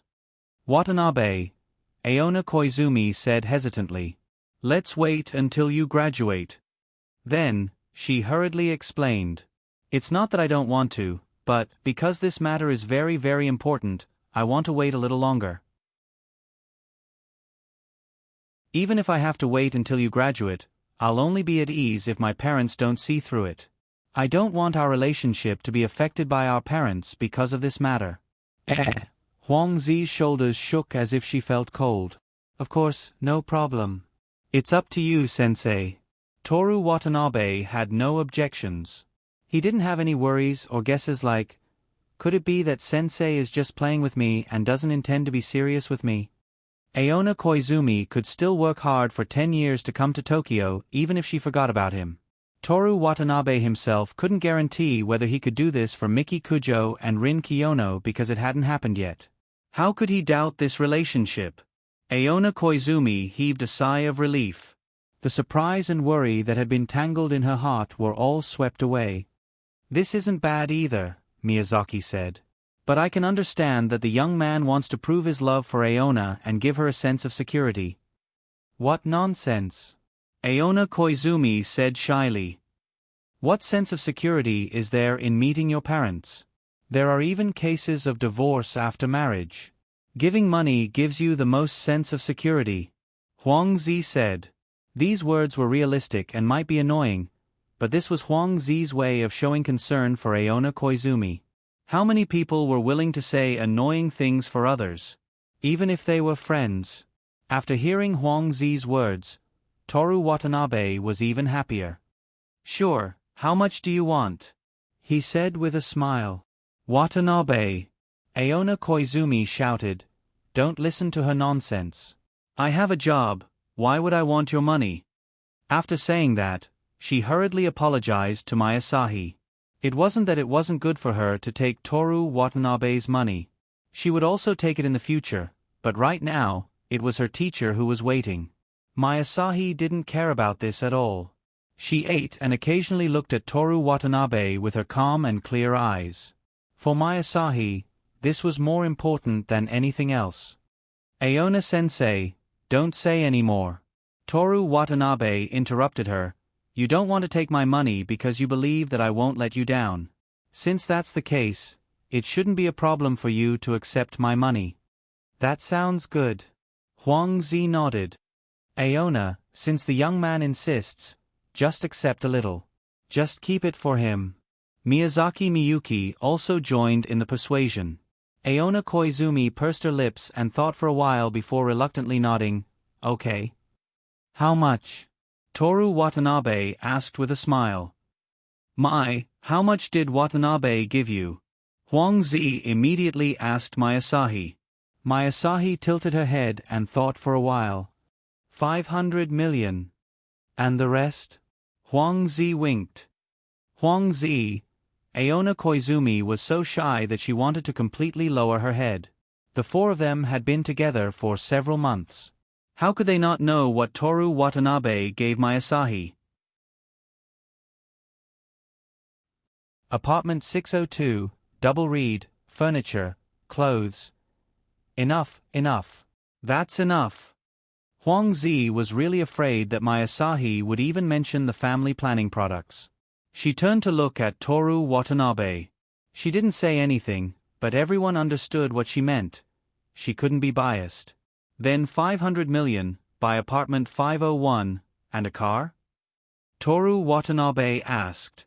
No. Huang Zi was the one who refused. Don't buy this apartment. I don't live in your place. Buy the apartment you're living in now and give it to Aona. You can live there in the future. Toru Watanabe looked at Aona Koizumi. Forget about the car. Aona Koizumi accepted reality. I'll keep the money for you. Just ask me when you need it. Okay. Toru Watanabe smiled. Actually, he gave Mayasahi half of what he had. However, if he gave 50 billion all at once, even Huang Zi wouldn't dare to let Aona Koizumi accept it, let alone Aona Koizumi. Satisfying them was the most important thing. Giving them more or less was just a minor detail. If he only gave them 500 million and deducted the money to buy the apartment, his savings would still be over 100 billion. If one day Rin Kiyono really wanted to confiscate it, he would just give it all to her. Toru Watanabe wasn't interested in money. He had hands and feet, and he was studying more and more. Even if he ran out of money, he could go back to his old profession, holding a bulletin board or working in a convenience store. In the future, he could rely on his own efforts to earn money. Woo-woo. Huang Zi suddenly jumped into Miyazaki Miyuki's arms and buried her face in her huge breasts. What are you doing? Eat properly.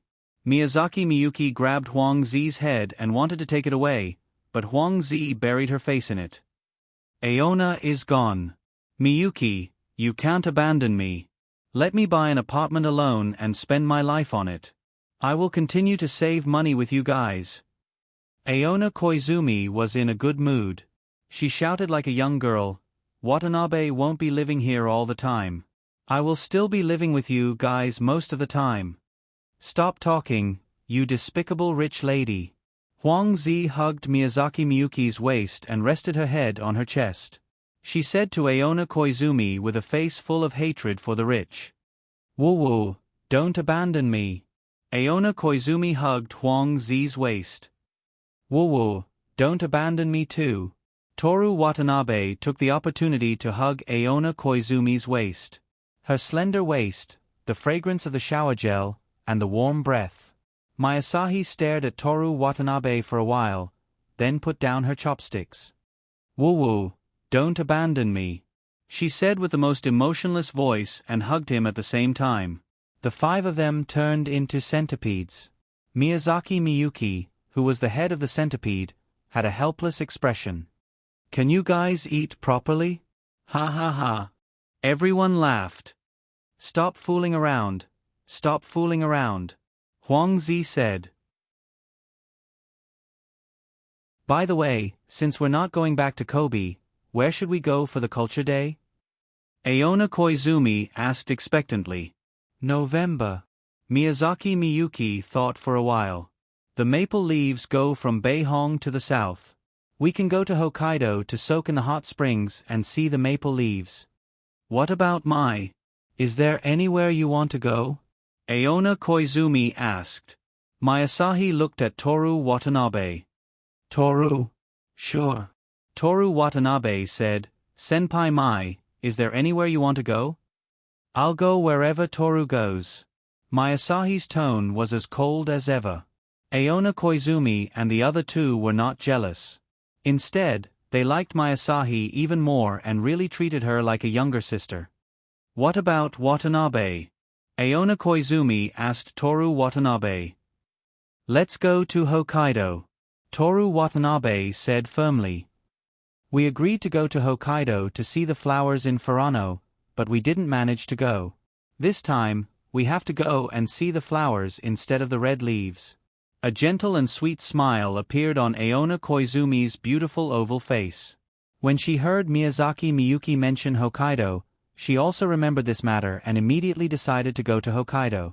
However, she had a gentle personality, and most importantly, she liked Toru Watanabe very much.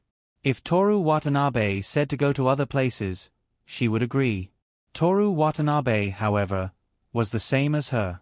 He remembered their agreement to go to Hokkaido together, which made her indescribably happy. Then let's start making a strategy, she said with a smile. It's only October now. The cultural day is November 3rd. It's still early. Huang Zi said. How can you be like this? I really want to soak in the hot spring. Aona Koizumi sighed like a little girl. You only want to soak in the hot spring? Miyazaki Miyuki teased. Of course I want to soak in the hot spring, but with Watanabe. Huang Zi followed suit. You guys, Aona Koizumi blushed. Che, I want to soak in the hot spring with you too, Masahi said to Toru Watanabe. That. You don't have to say this. Can't you just find a chance secretly? Toru Watanabe decided to have a good chat with Masahi tonight. So this is the legendary 3. Before he could finish his sentence, Huang Zi's mouth was covered by Aona Koizumi. This kind of thing could only be imagined in his heart. However, Toru Watanabe believed that people should have dreams. If one day in the future, the two of them pitted him, his dream might come true. The days were still long. More and more beautiful things were waiting for them in the bright future.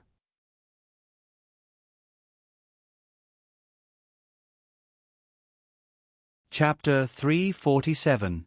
On Saturday morning, Yoshimi Tamamo arrived at school earlier than usual.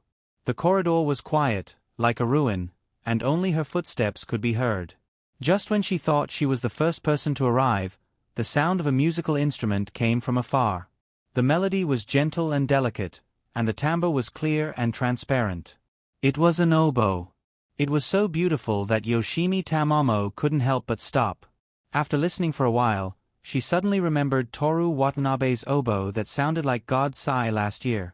Why didn't she notice such a moving sound at that time? She was thinking about how bad the other party was.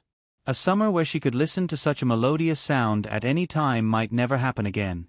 The oboe suddenly stopped, and Yoshimi Tamamo came back to her senses and hurriedly collected her lost mood. This voice. She recalled as she walked. Horikita Masanori. This petite junior with a strange laugh who played Pokemon all day with her phone left a deeper impression on her than the others. Walking into the music classroom, she sat in her seat, opened the music score, and practiced. Every time a member came in, she would read the other party's name in her heart. Tozawa Yuri, Tsubasa Shukiko, Mitomo Yuri, Ogawa. She looked around, quietly took out her phone, and checked the list from Kaoru Hayami. Ogawa Naozuko. Ogawa Naozuko with short hair. Ogawa Naozuko with the clarinet. Ogawa Naozuko with average looks. Like memorizing English vocabulary, her lips opened and closed silently and quickly. I got 96 on the English test yesterday. Yoshimi Tamamo was startled by the sudden male voice, and her phone almost slipped from her hand. She turned around and saw Toru Watanabe standing beside her. He was wearing a white shirt and a brand new black suit jacket. Whether it was the school uniform or the casual and natural hair, he looked better and more fashionable than the male models Yoshimi Tamamo saw in magazines. That face that never showed a smile would be very suitable as an idol. Yoshimi Tamamo was lost in thought for a moment. Although she didn't want to admit it, she had been judging people by their appearance since kindergarten and didn't think there was anything wrong with it. If Toru Watanabe wasn't good-looking enough, she wouldn't even be bothered to say anything bad about him. She would have long forgotten about him. Come back to your senses. What are you doing? She's so beautiful. Yoshimi Tamamo cursed and angrily put away her phone. Then, she flipped through the music score to relieve her shyness. Although this guy was annoying, which girl could stand being so close to him all of a sudden? Has the matter of the minister been confirmed? Toru Watanabe did not care about her attitude. Yes, Yoshimi Tamamo replied dryly. I look forward to your performance. Toru Watanabe was about to leave, but when he turned around, he suddenly remembered something and said, The club is very important, but you can't ignore results. Is there any way? She was clearly asking, but her tone sounded like she was interrogating him. Toru Watanabe stopped and said, Listen to the teacher. In terms of learning methods, even if he was the best in the country, he was no better than a professional teacher. Without waiting for Yoshimi Tamamo to mock him, he continued.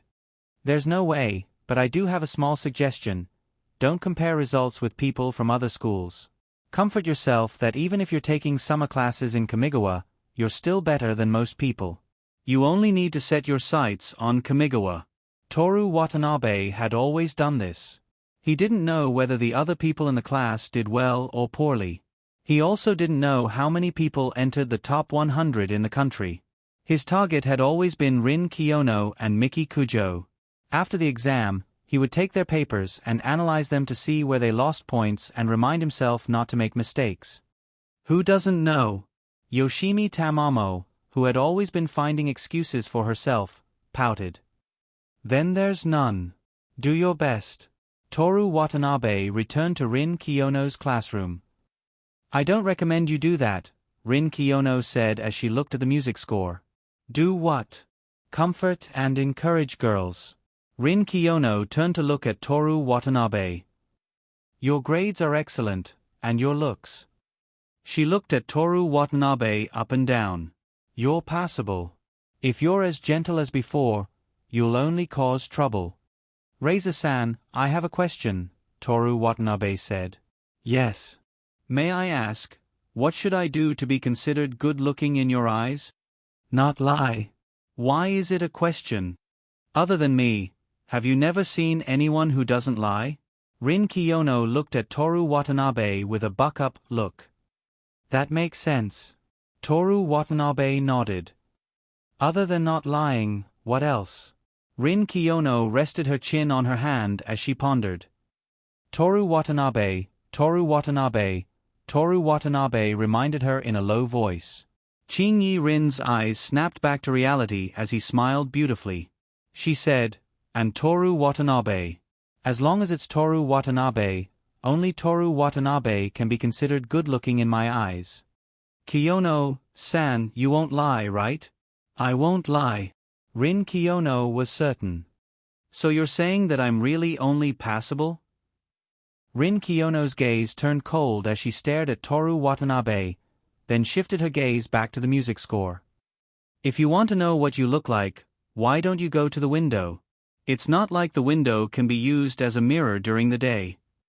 Toru Watanabe said.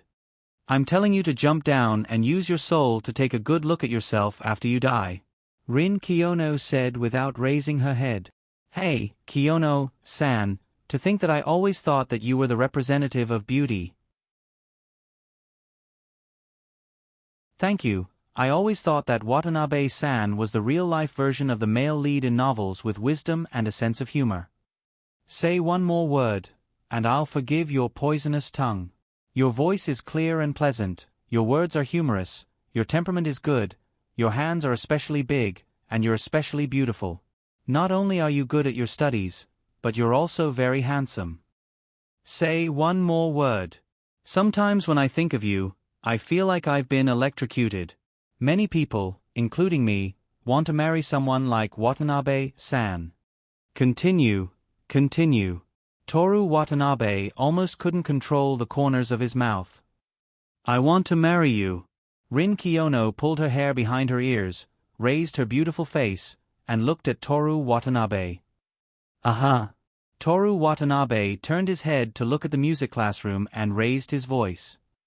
Woodwind team, gather in the corridor on the 5th floor.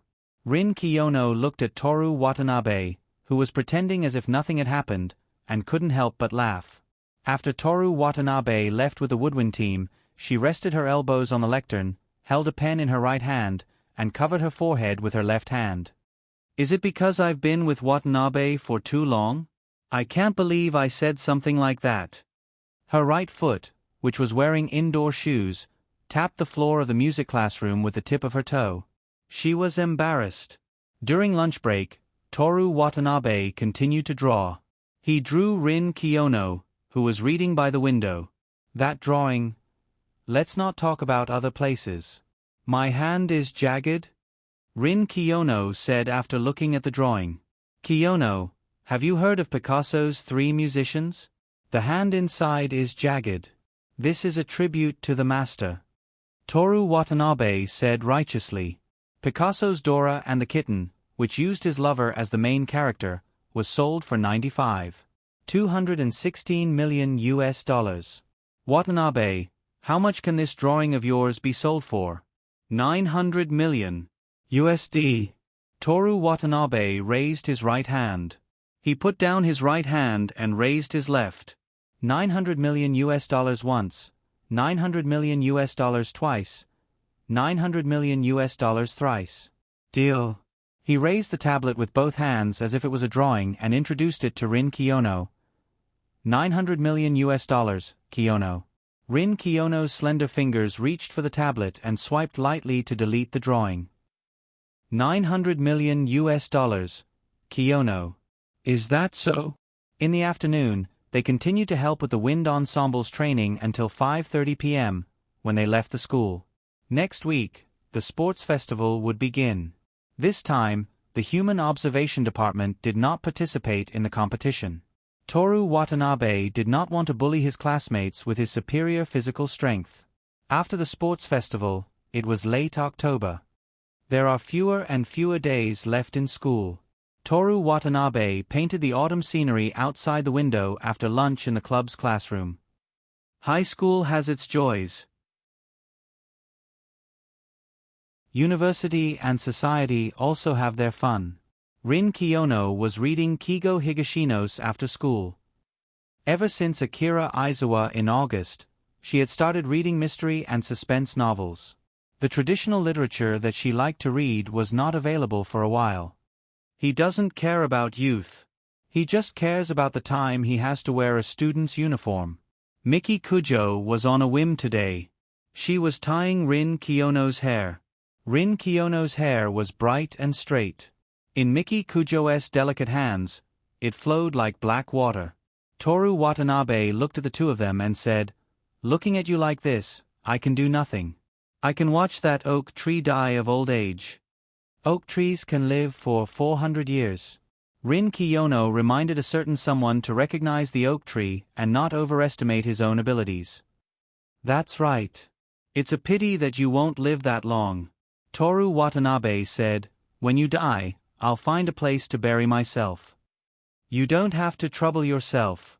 Miki Kujo held Rin Kiyono's hair. Before I die, I'll kill you first and bury you with me. Okay, look. Rin Kiyono looked at the mirror on the beach table. She had a high ponytail.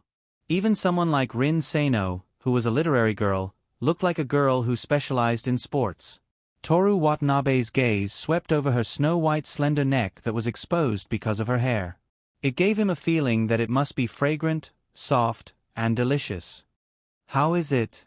Miki Kujo asked. It's just a ponytail. Rin Kiyono said casually. Then what about this? Kujio Miyoshi tossed and turned again. She looked like she was playing with a Barbie doll. It's so. Rin Kiyono said. This. Toru Watanabe hesitated. Rin Kiyono looked at him in confusion. Miki Kujo smiled. At this moment, Rin Kiyono's hairstyle was a strand of hair that rested on her collarbone.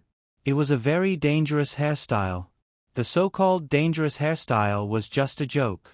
With this hairstyle, it made people look gentle and very homey. In anime where the faces were almost identical, people could only be distinguished by their hairstyle, clothes, and accessories. Looking at Toru Watanabe's eyes, Rin Kiyono knew that there was something wrong with his hairstyle. "I'll help you too." She closed the book, put it next to the mirror, and stood up. "Okay." Miki Kujo's tone was natural. She didn't care at all. When Miki Kujo sat down, Rin Kiyono stood behind her and reached her hand into her long hair. Miki Kujo's hair was very luxurious. It was a bit like a princess cut. It was Mrs. Kujo's proudest work. Back in Karajing's, Toru Watanabe had refused Mrs. Kujo's haircut because he was worried that she would cut his hair like a princess cut for men. While Rin Kiyono was tying Miki Kujo's hair, a fallen leaf blew in from outside the window. This was perhaps the first fallen leaf in Tokyo in autumn. The mark of autumn. Toru Watanabe stretched out his index finger and middle finger and caught the leaf in midair. "For the beautiful princess, my Miki." Miki Kujo kept her upper body motionless so that Rin Kiyono could tie her hair for her. She reached out and took the leaf. Facing the sunlight outside the window, the leaf became transparent, and the veins could be seen clearly. "For Kiyono, Mimi." She used the leaf as a bookmark and put it in the book Rin Kiyono was reading. "You put unwanted trash in my book?" Rin Kiyono asked. Toru Watanabe and Miki Kujo both laughed at the same time. The two of them were indeed so naughty. If it weren't for the fact that they were so rich that they had to take care of their own trash, they would probably engage in a war of words, such as, "I'm letting you take care of your trash because I want you to go out and lose weight." "Okay." Rin Kiyono stopped. Miki Kujo picked up the mirror and looked left and right. Toru Watanabe could tell that the two of them had different personalities with just this simple action. "So old-fashioned," Miki Kujo commented. "I did it on purpose," Rin Kiyono said with a smile. Her hair was braided in front of her chest. "In the shoujo manga I've read, the heroines are usually like this." Toru Watanabe said, "The male protagonists are each more fashionable than the other. Occasionally, the two of them will have a kabedon, and the male protagonist will fall in love with the female protagonist." Shoujo manga? Rin Kiyono was surprised by Toru Watanabe's reading habits. "In order to pursue Miki, I read everything," Toru Watanabe said. "Speaking of which, we haven't had a kabedon before?" Miki Kujo played with her braids. Toru Watanabe put down his tablet, and imitated the male protagonist in shoujo manga, flipped his hair, and walked handsomely towards Miki Kujo. "No, no." Miki Kujo, the Oscar-winning actress, immediately got into character. She crossed her arms in front of her chest, looking surprisingly weak. Toru Watanabe's heart began to warm up again. He walked to Miki Kujo's side, grabbed her hand, and pulled her up, then pushed her against the wall. "My name is Toru Watanabe." He used his left hand to grab Miki Kujo's right hand, and pressed it against the wall. "Only you, I want you to call me Toru." He lifted her seductive chin with his right hand. His movements, his voice, and his gaze, apart from Miki Kujo and Rin Kiyono, could conquer all the women in the world. That was enough. Toru Watanabe at this moment was so captivating. My name is Miki Kujo." Miki Kujo shyly turned her face away. "Miki Kun Watanabe." Toru Watanabe's gentle voice contained a hint of command. "Toru. You too." Rin Kiyono looked at the two of them coldly. Toru Watanabe laughed playfully, and let go of Miki Kujo. Miki Kujo also smiled. "It's over." Toru Watanabe said, "Miki, we've only been together for a year, and the novelty has already worn off? My heart didn't even beat faster when I pressed you against the wall." Kujo Miki was not gentle at all. Instead, she gave a commanding, "Don't misunderstand, our love didn't become cold, it's already solidified, and it won't change no matter what." Smooth talker.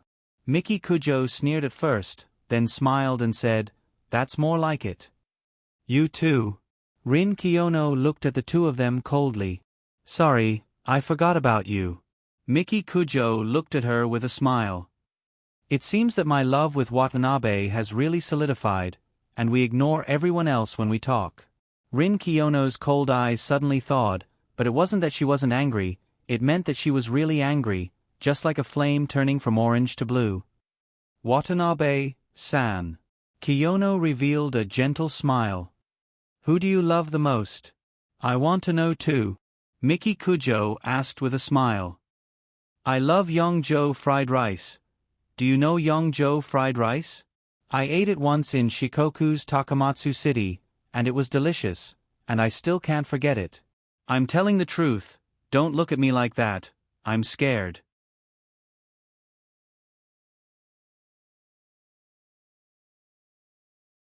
Chapter 348. On the night of October 31st, it was a Tuesday with a light drizzle. Kamibocho Villa, Miki Kujo's bedroom, there was a burst of sweet moans that made one's imagination run wild. Miki Kujo was lying on the bed, and Toru Watanabe, who was gently on top of her, used his fingers to tidy up her somewhat messy hair. When her rosy little face was exposed, he kissed her lips. Miki Kujo was already out of strength. With her eyes closed, she still let Toru Watanabe kiss her for a while, and then raised her hand to hit his back. Go down. Her voice was slightly hoarse, which made one's heart ripple. Toru Watanabe turned around and left. After cleaning up the traces, the two of them lay back on the bed. Toru Watanabe hugged Miki Kujo from behind, making her back and butt stick close to him. Miki Kujo's face had a trace of tiredness after being satisfied, and she comfortably leaned in his arms. It seems to be raining. Toru Watanabe whispered in her ear. Miki Kujo didn't open her eyes, but listened for a while. The walls were soundproof, so she couldn't hear anything except Toru Watanabe's heartbeat and breathing. She didn't speak, but gently stroked Toru Watanabe's hand that was around her waist. Like this, feeling Toru Watanabe's body temperature, Miki Kujo slowly fell asleep and fell into a sweet dream. Toru Watanabe waited for a while, wanting to see the new product for November. He hadn't waited for the system to refresh in the early morning for a long time, but Miki Kujo said that she wanted to fly freely and see the sea of clouds in the sky, so he paid attention. November 1st, in the early morning, the blue transparent interface refreshed on time. New product, Gravity Ball. Gravity Ball. Touch the ball, and you can freely adjust the gravity of the surrounding objects. Tip 1. Effective range of 50 meters. Please pay attention when floating up. Tip 2. Fragile items, handle with care, keep away from children. Click for more tips. Clicking on View More, a long string of words immediately popped up. Something like inedible, no restrictions on gravity, intelligent, gravity sphere, gravity sphere, gravity sphere, gravity sphere, etc. Toru Watanabe was so comfortable that he wanted to sleep. He felt that Gravity Ball should be very useful, but he didn't think too much about it. There was only one thought in his mind. He could give it to Miki Kujo as a toy and let her experience being an astronaut. When Miki Kujo woke up at 7:30 in the morning, the rain had stopped. Miki, my Miki. Toru Watanabe hugged her tightly from behind. What's the matter? She yawned charmingly. Here's something good for you. Toru Watanabe took out an ostrich egg-sized gravity ball. Miki Kujo looked at the ball in front of her. Its surface was black and smooth, but there was no reflection. What is it? She asked. Gravity sphere, it can. Toru Watanabe roughly explained the tip. Halfway through, Miki Kujo became interested. She stretched out her white slender arm from under the blanket and took the gravity sphere. I only need to think about it, she confirmed again. Before Toru Watanabe could answer, the blanket on both of them floated up. Miki Kujo's beautiful body under her pajamas was exposed to the morning air. Miki Kujo's sleepy eyes immediately became alert. Why isn't the bed floating? Without waiting for Toru Watanabe to speak, she said again, is it because the ball is on top? Miki Kujo put the ball on the bed, then gently pushed the bed. Her body floated up like a mermaid. She looked at herself in amazement, experiencing the first floating experience in her life. After familiarizing herself with it, she continued to float up like a feather and landed on the blanket floating in the air. It was as if she was riding on a flying magic carpet. I can't take you to see the sea of clouds. That's all we can do for now. Toru Watanabe lay on the bed and watched her fly around in the air. Miki Kujo looked at him from the air and said condescendingly, "Can't that thing of yours stop for a while? Take care of your pajamas first, sister."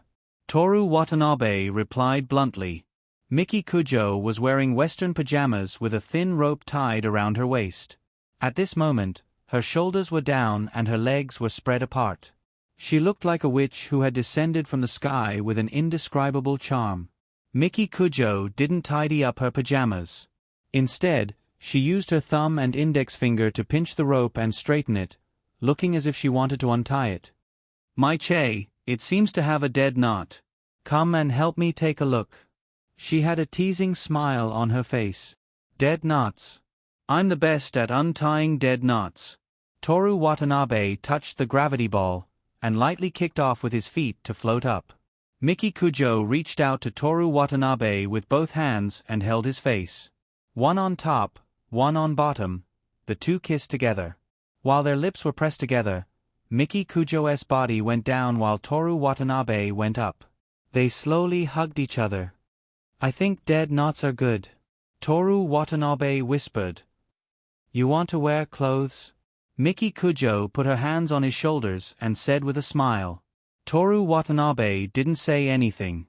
His hand moved down from her waist, over the curve of her butt, and around the front. His fingers were like opening a curtain as he gently lifted the pajamas at her thighs. Miki Kujo watched his every move with disdain. At this moment, the floating quilt drifted over gently, making Miki Kujo's legs itch. Her jade-like toes hooked the quilt and threw it back on the bed. Before Toru Watanabe's hand could start exploring, there was a thud, and the two of them began to fall. Toru Watanabe hurriedly picked up Miki Kujo and carried her in his arms as he landed straight on the ground. After a thud, the bedroom fell into dead silence. The two of them looked at each other. At some point, perhaps 3 seconds later, they laughed at the same time. "Look at what you've done." Miki Kujo punched Toru Watanabe's chest. "You're blaming me? Miki-sama, take a good look at it yourself." Toru Watanabe turned around and showed her the gravity ball that had shattered into pieces. The previously pitch-black gravity ball had turned transparent after shattering. The quilt that had pushed the gravity ball to the ground was now like a fish that had been left behind by the waves on the beach. Half of it fell lifelessly to the ground, while the other half fell on the bed. "If you had taken care of that thing of yours, how could this have happened?" Miki Kujo was determined not to admit her mistake. Yes, it's my fault." Toru Watanabe gently put her back on the bed and bent down to pick up the glass shards. They looked like glass, but he couldn't tell what material they were made of. "There's one over there, and there's one over there." Miki Kujo lay on the bed and ordered Toru Watanabe to do his work like a supervisor. "Be careful, don't step on it and hurt your feet." The gravity ball, that was worth 1,000 points, was turned into scrap before it could even be used once. After cleaning up the shards, washing up, and eating a simple breakfast, the two of them took a car to school. "This isn't over yet. I want the necessary compensation," Toru Watanabe said in the car. "Compensation? Like this?" Miki Kujo put her legs into Toru Watanabe's pants. "Don't give me that."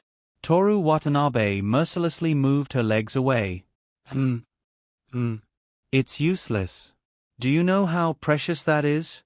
Toru Watanabe said with a straight face. "How precious?" Miki Kujo asked. "You have to wear a bunny girl once." After thinking about it, Toru Watanabe felt that this kind of compensation was too cheap for the gravity ball, so he added, "I won't wear it." "I'm not wearing it. Only you are wearing it." That was more or less enough. "Massage my legs." Miki Kujo put her legs on Toru Watanabe's knees. About the bunny girl? Toru Watanabe asked as he stroked her pantyhose. It depends on my mood. I promise Miki that you'll be in a good mood these days. Miki Kujo sighed fakely and said, when I think about you going to Hokkaido with another woman, I can't be happy. My heart hurts. Although he really wanted to see the bunny girl Miki Kujo, the 5 of us are going together, and it's the first time I'm accompanying them outside of Tokyo. For the next few days, Miki Kujo interrupted him, stay by my side. No problem. Toru Watanabe originally planned to do so. 2 days before the 3rd of November, Miki Kujo and he watched a documentary about Hokkaido at the end of October and ate all kinds of seafood specially sent from Hokkaido. I want your mind to be full of me. My mind is already full of you. On the 3rd of November, the 5 of them took off from Haneda Airport at 7:50 and landed at Hokkaido Hakodate Airport at 9:30. Remember to wear clothes, Aona Koizumi reminded him, it's only 8 or 9 degrees outside. What's the temperature in Tokyo? Toru Watanabe asked curiously. He only wore a baseball uniform outside with the front open, it was still red and black. Miki Kujo bought it for them to wear together. Because Miki Kujo asked several stores to send seasonal clothes regularly, Toru Watanabe now didn't have the habit of buying clothes himself, there were too many. 19 degrees, Huang Zi said casually. For the 3-day and 2-night trip to Hakodate, they had done enough homework. As expected of a teacher who needed to prepare lessons. Hokkaido was very big, but they only played in Hakodate this time. First, they didn't have much time, only 3 days. Second, they had a lot of time. In a lifetime, Japan was so small, and there was no need to go to too many places at once. Look carefully, play slowly, and enjoy life. Maybe we can see the first snow, Aona Koizumi said expectantly. She wore a black trench coat over a white turtleneck sweater, a pair of high-waisted jeans, and a pair of white women's sports shoes. She looked very good. It snowed a few days ago in Sapporo.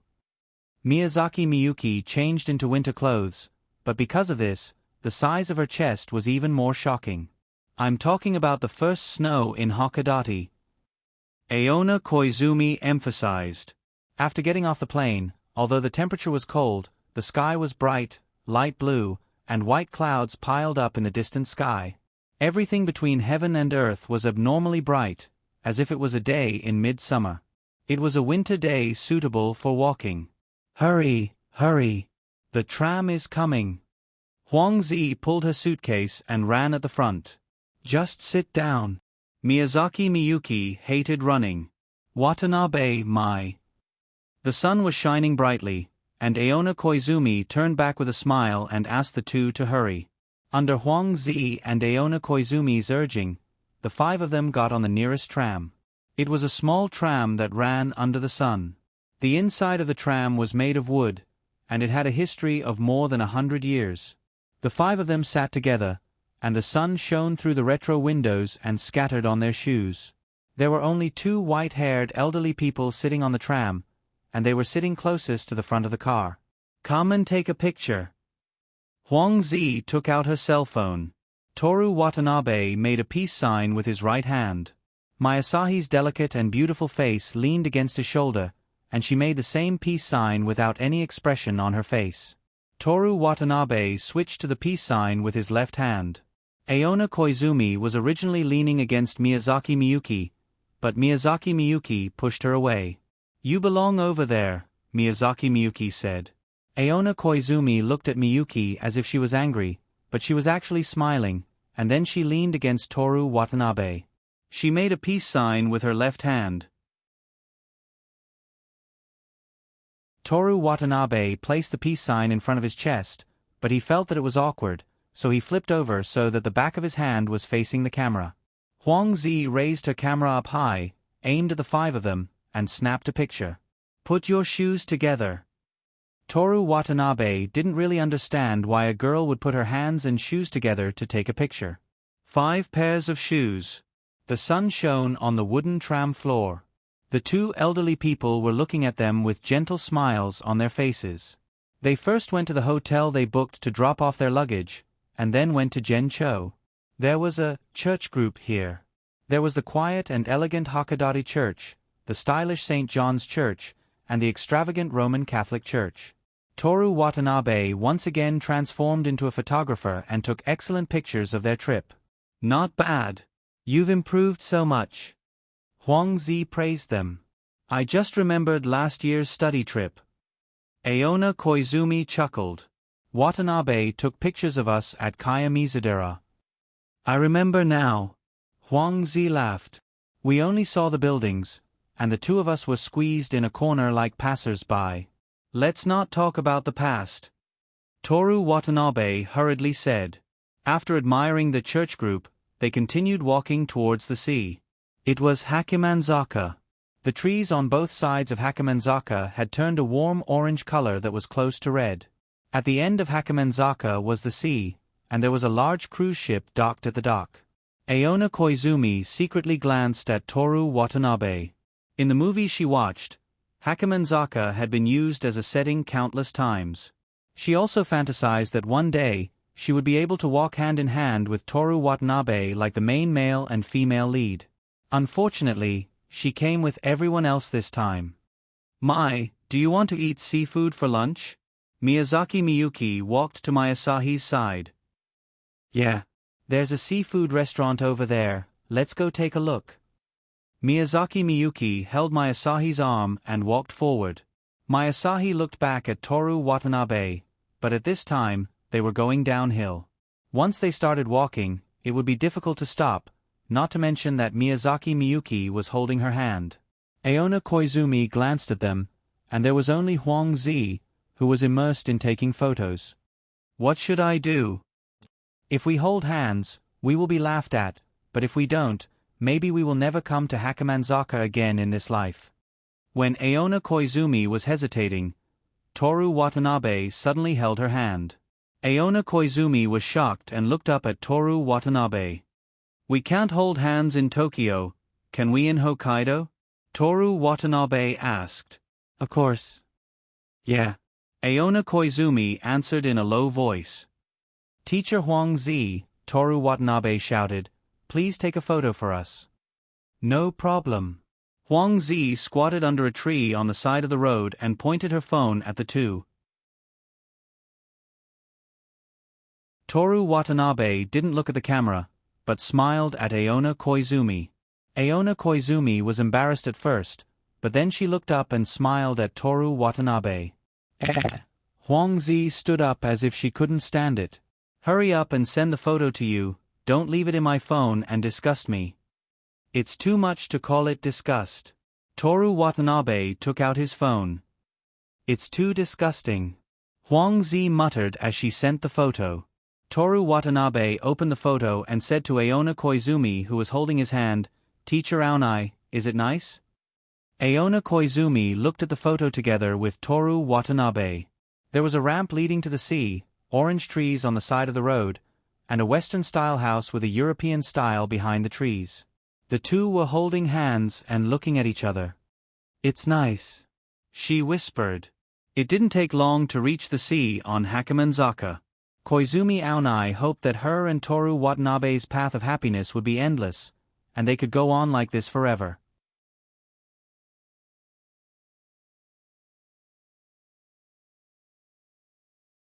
Chapter 349.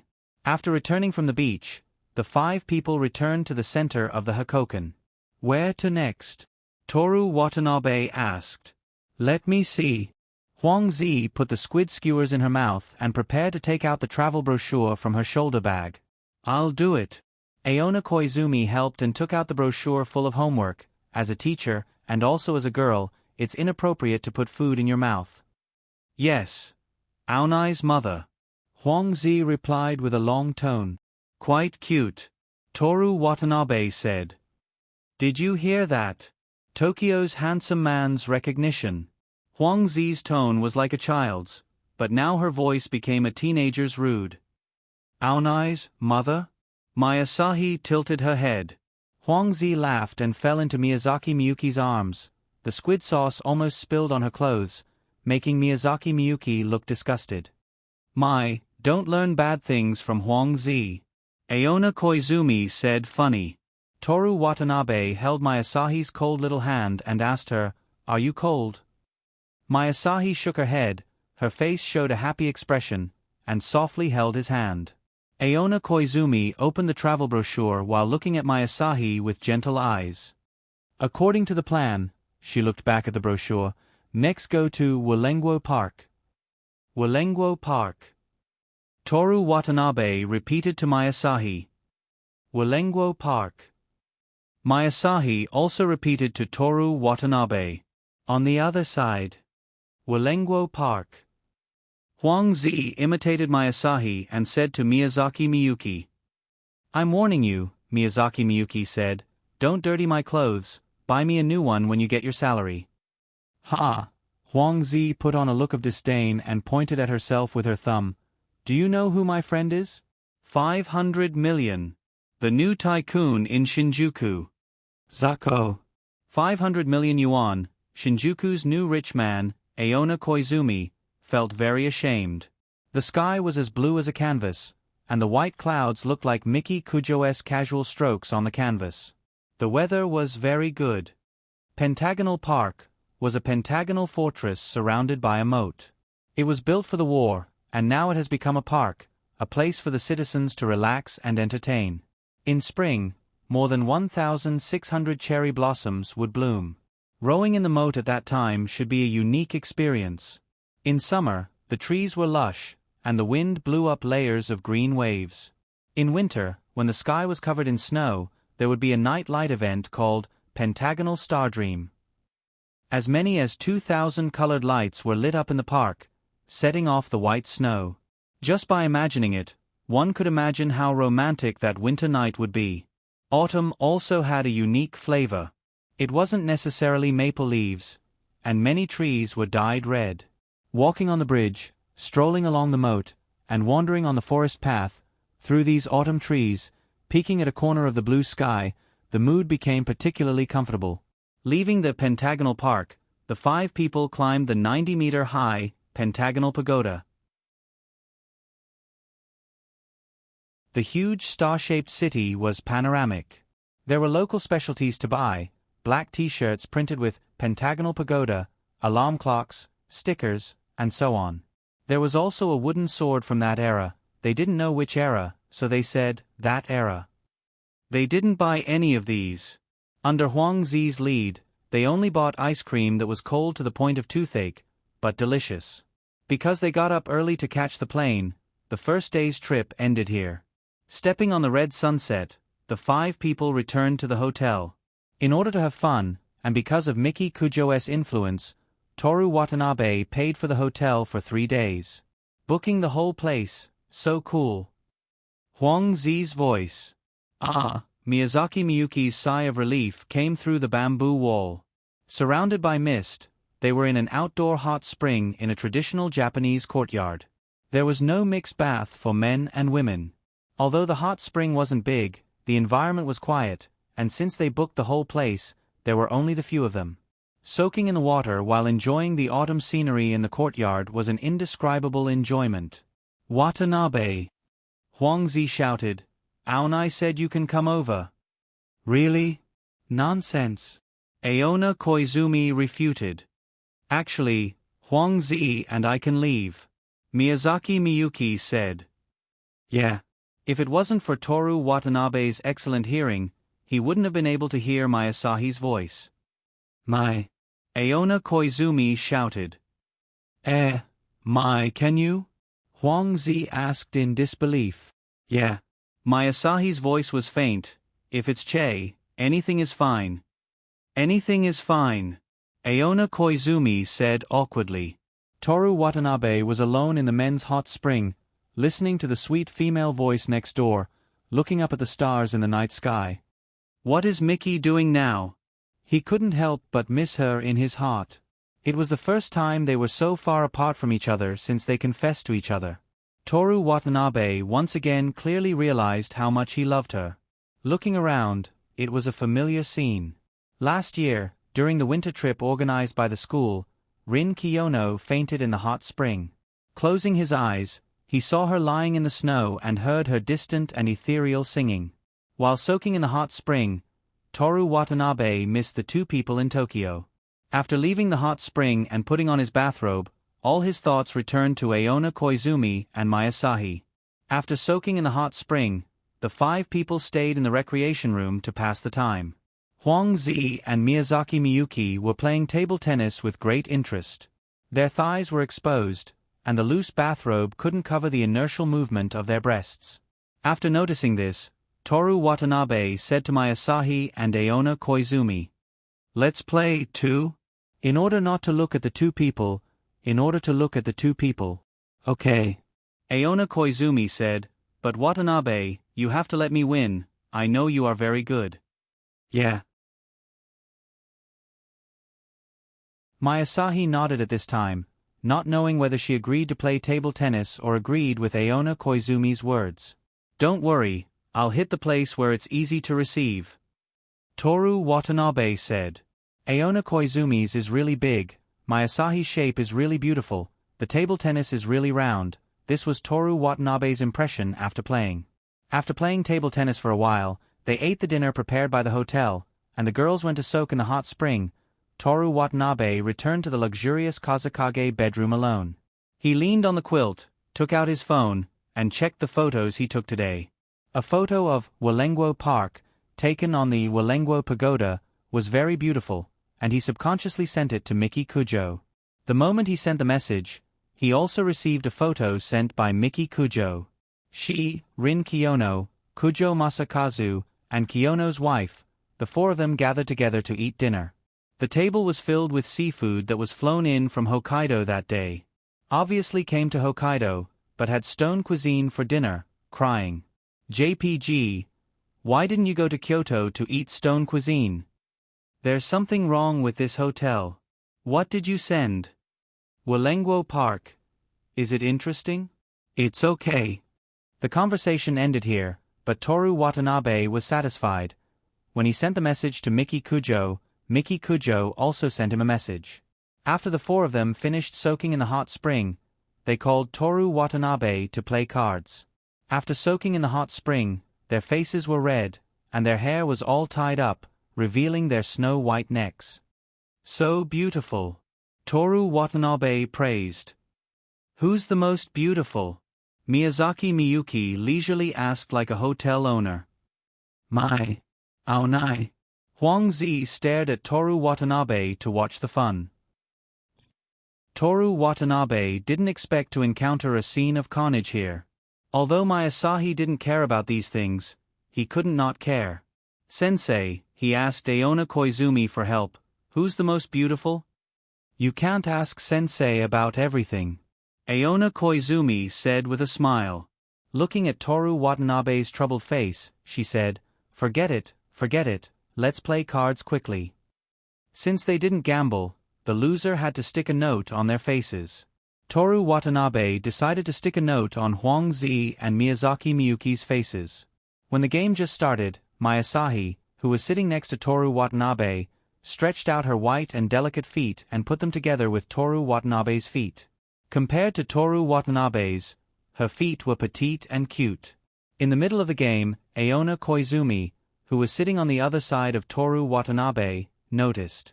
She quietly put her left hand under the table and gently scratched Toru Watanabe's other foot twice. Toru Watanabe's feet were so itchy that he couldn't help but scratch them.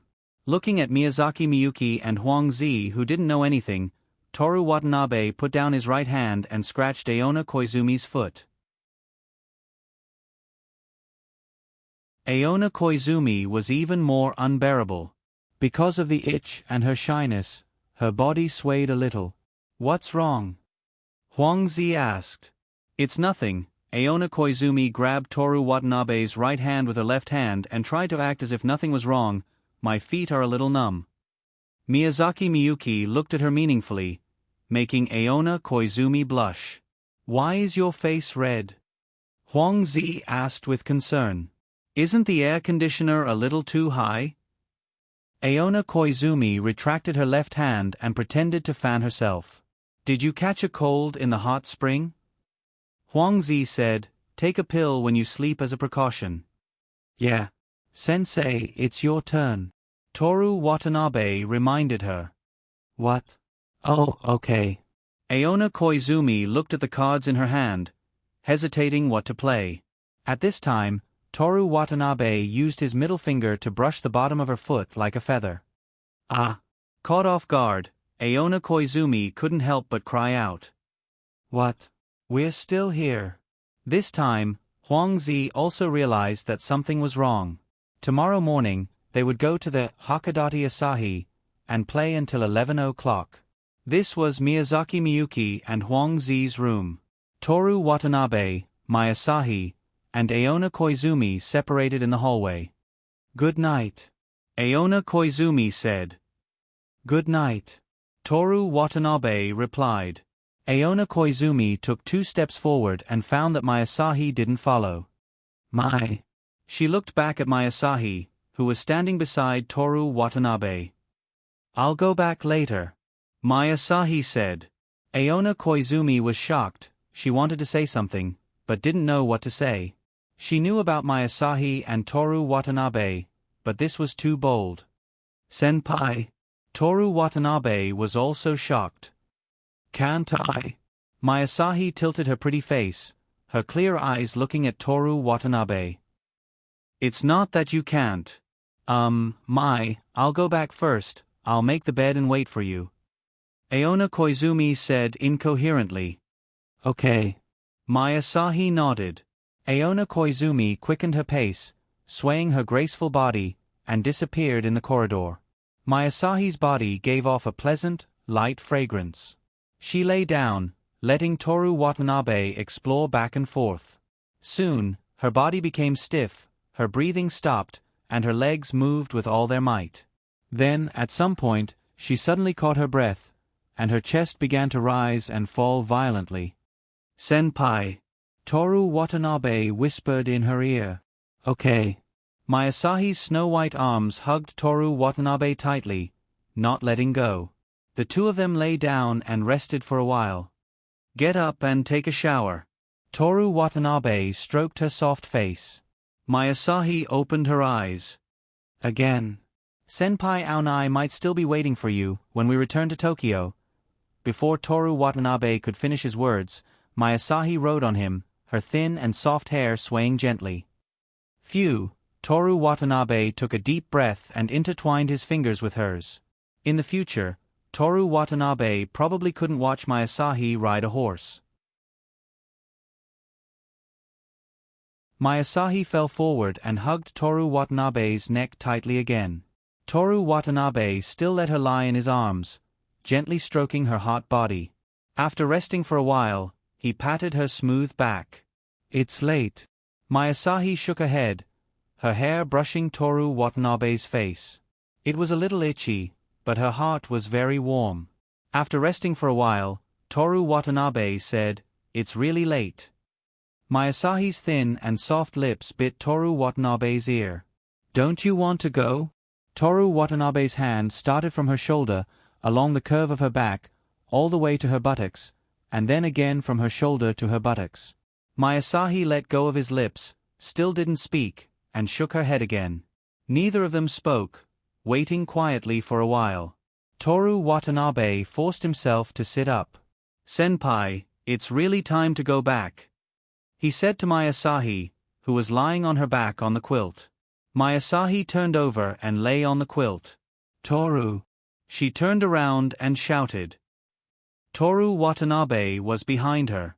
Aona Koizumi returned to her room, leaned against the door, and pressed down on her beating heart. After a while, she walked to the bedroom and found that the quilt was already made. Only then did she remember that at Breeze Hotel, the female staff would make the quilt in advance. With nothing to do, she sat in the tea room for a while and poured herself a cup of tea. From what she learned from Miyazaki Miyuki, she only needed to drink for 10 minutes and Miyasahi would be back. She took a sip of tea and glanced at her phone. Time was passing very slowly. She put her phone somewhere out of her reach, looked at the autumn scenery outside the window, and drank her tea quietly while waiting. Although she said it was quiet, her mind was in chaos. Miyazaki Miyuki said that she saw on TV, the male and female leads were replaced by Toru Watanabe and Miyazaki, and all kinds of scenes played out one after another. When she came back to her senses, she finished her tea. She hurriedly looked at her phone, and found that 11 minutes had passed. Miyazaki hadn't returned yet. Don't worry, Aonai. Miyazaki Miyuki said that it usually takes 10 to 20 minutes. Aona Koizumi poured another cup of tea. This time, she didn't drink for long, and couldn't help but take her phone, casually looking at the photos from the day while waiting. Not to mention 20 minutes, Miyazaki still hadn't returned after 12 o'clock. Is he sleeping over there? She couldn't help but think. She had already waited for an hour, and sitting like this wasn't a solution, so she simply lay down on the bed. Miyazaki Miyuki and Huang Zi's words appeared in her mind again and again. There's no man who doesn't want a woman's body. Since I've decided to be with him, I have to hold on to him tightly. Don't let Kujo and Mai take him away. She tossed and turned, and no matter how she changed her sleeping position, she still felt uncomfortable. She had already remembered these words in her heart. At the beginning, she only wanted to hold Toru Watanabe's hand and hug him, and then it developed to kissing and touching his body through their clothes. But she didn't think of anything further. Toru Watanabe often lied to her, took the opportunity to kiss her, and occasionally did bad things, disregarding her dignity as a teacher, and did some excessive things. But as long as she really didn't want to, he would definitely not do it. Is it because of them that he can endure not doing anything to me? Aona Koizumi began to feel angry for no reason. Suddenly, she thought, isn't this a good thing? I didn't want to do it in the first place. But she wanted him to do something to her. Aona Koizumi opened her eyes, and as if she had just crawled out of the bed, she let out a long breath.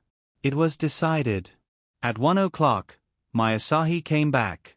Aona Koizumi observed her expression and walking posture as if nothing had happened. When Miyazaki lay down, she said, "Turn off the lights?" "Yes." Miyazaki lay quietly in bed. With a click, the bedroom fell into darkness, and only the paper lamp at the bedside lit up weakly. Yes. Tomorrow. I want to accompany Watanabe. Miyazaki turned to look at Aona Koizumi, whose back was facing her, and asked. Together? No. Wait.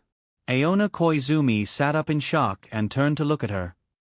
I mean tomorrow, I'll be like you today. Oh. Miyazaki turned back and looked at the wooden ceiling. Can I? Aona Koizumi asked again, worried. I'll be alone. Yes. After a pause, Miyazaki said again, I'll wait for you to come back. You don't have to wait. That's fine too. Are you going to sleep with Toru? Miyazaki turned to look at her again. No, forget it. Aona Koizumi lay back down and covered her neck with the blanket.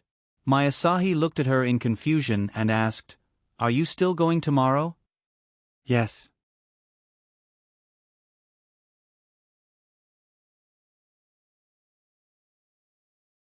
Chapter 350. November 4th, 5 o'clock in the morning. The sky in Hakodate was still dark, and a beam of light shone on the signboard of the hotel. Toru Watanabe kept running until he reached a narrow estuary in the south, and then he ran back. Every time he ran, he would think of every morning in Shinjuku, sitting alone in front of the steps of the Saka Shrine, and smelling the smell of soda in the summer. In front of the hotel, the words, Bamboo Leaf Pavilion, could be seen from far away. Good morning, guest. Walking into the wooden building, the staff in kimono came up to greet him. Good morning. Toru Watanabe said.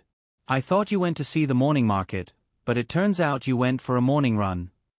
The young waitress had a happy smile on her face. This is the first time I've seen a guest running in the morning. Another waitress said. I had no choice. Toru Watanabe said. What's wrong? Did you not sleep well? That's not it. I slept very comfortably. It's just that when we first started dating, because of my weak physical strength, I was bullied by my girlfriend every day, so I started running. Really? Several waitresses were surprised and said that he was indeed a woman from Tokyo. "Are you still bullied now?" the first waitress who greeted Toru Watanabe asked. Toru Watanabe nodded. Morning runs seem to be useless. "Guest, you look like a person who loves his girlfriend very much." Everyone talked at once. In addition to the smell of their bodies, Toru Watanabe also smelled the faint woody fragrance of the hotel itself. "I don't know if Kiyono has woken up, but Miki must still be sleeping, this lazy and cute woman."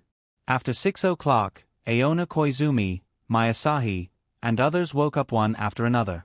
In order to eat the fresh seafood of the morning market, everyone gave up the sumptuous breakfast of the hotel. Huang Zi's face was full of pain.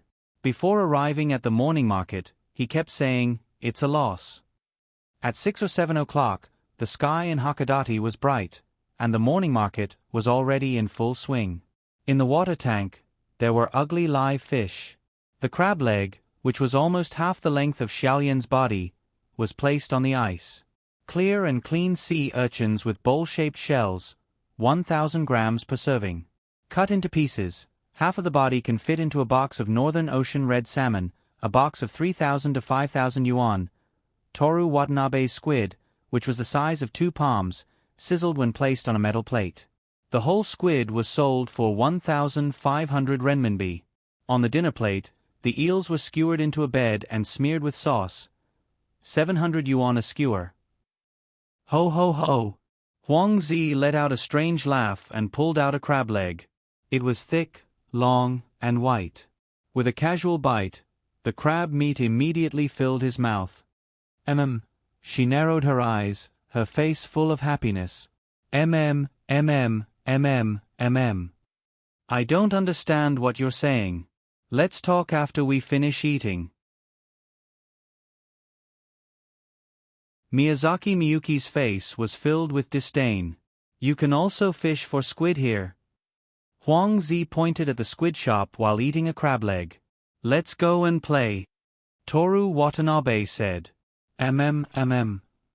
Huang Zi nodded vigorously. Miyazaki Miyuki, Huang Zi, and Toru Watanabe each took a mini fishing rod. "Senpai." Toru Watanabe turned his head and asked Mayasahi with a smile, "Do you want to play?" Just like Yuji in Kyoto, where he only went once, he couldn't control himself and would laugh whenever he wanted to. "I don't know how to," Mayasahi said. "I'll teach you." Toru Watanabe handed the fishing rod to her, held her soft little hand, and put the bait into the water tank together. "Let's see who catches it first. The loser pays the bill," Huang Zi said. "No problem." Miyazaki Miyuki nodded. "You guys get ready to pay." Toru Watanabe was high-spirited. "Senpai, don't worry. I've caught tuna in the Pacific Ocean that was taller than a person." Mayasahi wasn't interested in fishing for squid, but she was very happy to be able to fish for squid with Toru Watanabe. "Aonai, help me get the crab leg." Huang Zi rolled up his sweater sleeves. "Today I'll let you know how powerful Senpai is. Have you seen The Old Man and the Sea? It's based on me." Toru Watanabe didn't want to be outdone. "Young man," Miyazaki Miyuki said, "I'm now suspicious of you fishing for tuna." "This kid must be lying," Huang Zi said with certainty. "Senpai Mai, do you believe me?" I believe." "Ha." Miyazaki Miyuki pulled the mini fishing rod, and a squid hung on it. "Senpai," Toru Watanabe said with a serious face, "next time, let's go fishing for tuna." "Che." Mayasahi tilted her head, and her hair swayed with it. "I want to fish for squid." "Okay, let's fish for squid." Mayasahi looked at Toru Watanabe, and showed a happy and bright smile. Looking at her like this, Toru Watanabe also smiled from the bottom of his heart. Aona Koizumi looked at them from behind. She knew that this was normal, and that Toru Watanabe was taking care of Mayasahi, but she couldn't help but attribute it to what happened last night. Sure enough, people would unconsciously prefer people with deep relationships. Aona Koizumi took a deep breath. The squid that was caught was processed by the boss, and it became a squid ring in a few minutes. The translucent meat was placed on a small silver plate. To Toru Watanabe's taste, he didn't have any desire to eat it. After walking around, they found a seafood restaurant. They ate tuna rice, sea urchin rice, and king crab leg rice. The tuna meat was piled up into a small hill, and there were so many crab legs that one couldn't see the rice. When Toru Watanabe saw this, he thought of Miki Kujo. 2 days before they came, she had used various methods to let Toru Watanabe taste Hokkaido's seafood rice. Huangzi-sensei, Toru Watanabe asked, "Where are we going today?" "Yesterday's trip was in the city, today it's the mountain." Huangzi said while eating. During the day, they were going to Mount Hui, and at night, they were going to Mount Hakodate. Mount Hui was located in Mount Hui Park, and it was only 618 meters above sea level. It could be reached by walking for an hour. Before starting the climb, they stayed at the Shueibwa Hot Spring, near Mount Hui. This was a very magical hot spring. It was directly connected to the sea by the beach, and it was only surrounded by rocks. Although the weather was good that day, the cold wind by the sea was still very cold, and it took away people's body temperature. But in the hot spring, there were many people wearing swimsuits soaking in it. The magic of nature is amazing. Miyazaki Miyuki sighed. As for Huangzi, she had already pulled my Asahi to a relatively small pool, took off her socks and began to soak her feet. The water temperature is just right. Come here. Huangzi held her socks with her left hand and waved with her right hand. Soaking your feet is good for the body, let's go. Miyazaki Miyuki said and took the lead. When she walked a little farther, Toru Watanabe whispered to Aona Koizumi beside him, "What's wrong?" Aona Koizumi came back to her senses. "You've been acting silly since this morning," Toru Watanabe said. "Who are you calling silly?" Aona Koizumi pretended to hit him. Toru Watanabe smiled and dodged. "Are you angry? Because of what happened last night?" "No. Teacher Aonai, if you have any dissatisfaction, or don't like what I do, you must say it. Don't keep it in your heart and force yourself to get used to me." "Don't worry." Aona Koizumi smiled. Communication, you must maintain communication. This is the secret of a long-term relationship. Toru Watanabe smiled. Watanabe. Aona Koizumi looked at the vast sea. Toru Watanabe raised his hand and tucked her hair, which was blown by the sea breeze, behind her ears. Her delicate ears were white and transparent under the sun. He waited for a while, but Aona Koizumi still didn't say anything. "What's wrong?" he asked curiously. "No, nothing." Aona Koizumi raised her hand to tuck her hair. Halfway through, she remembered that Toru Watanabe had already done it. "Let's go to the hot spring. It looks interesting." Without waiting for Toru Watanabe to speak, she said as she walked to the pile of rocks by the sea. She wasn't angry or unhappy. It was just that when she thought about what was going to happen tonight, her heart was beating so fast that it felt like it was going to jump out of her body. The memories of using Toru Watanabe's body kept appearing in her mind. The toilet, the bathroom, and half an hour in the cloakroom. At the age of 26, it was the first time in her life that she had such a fantasy. This kind of thing, how could she maintain communication like Toru Watanabe said? After leaving Mount Hui, the 5 of them headed towards Mount Hui.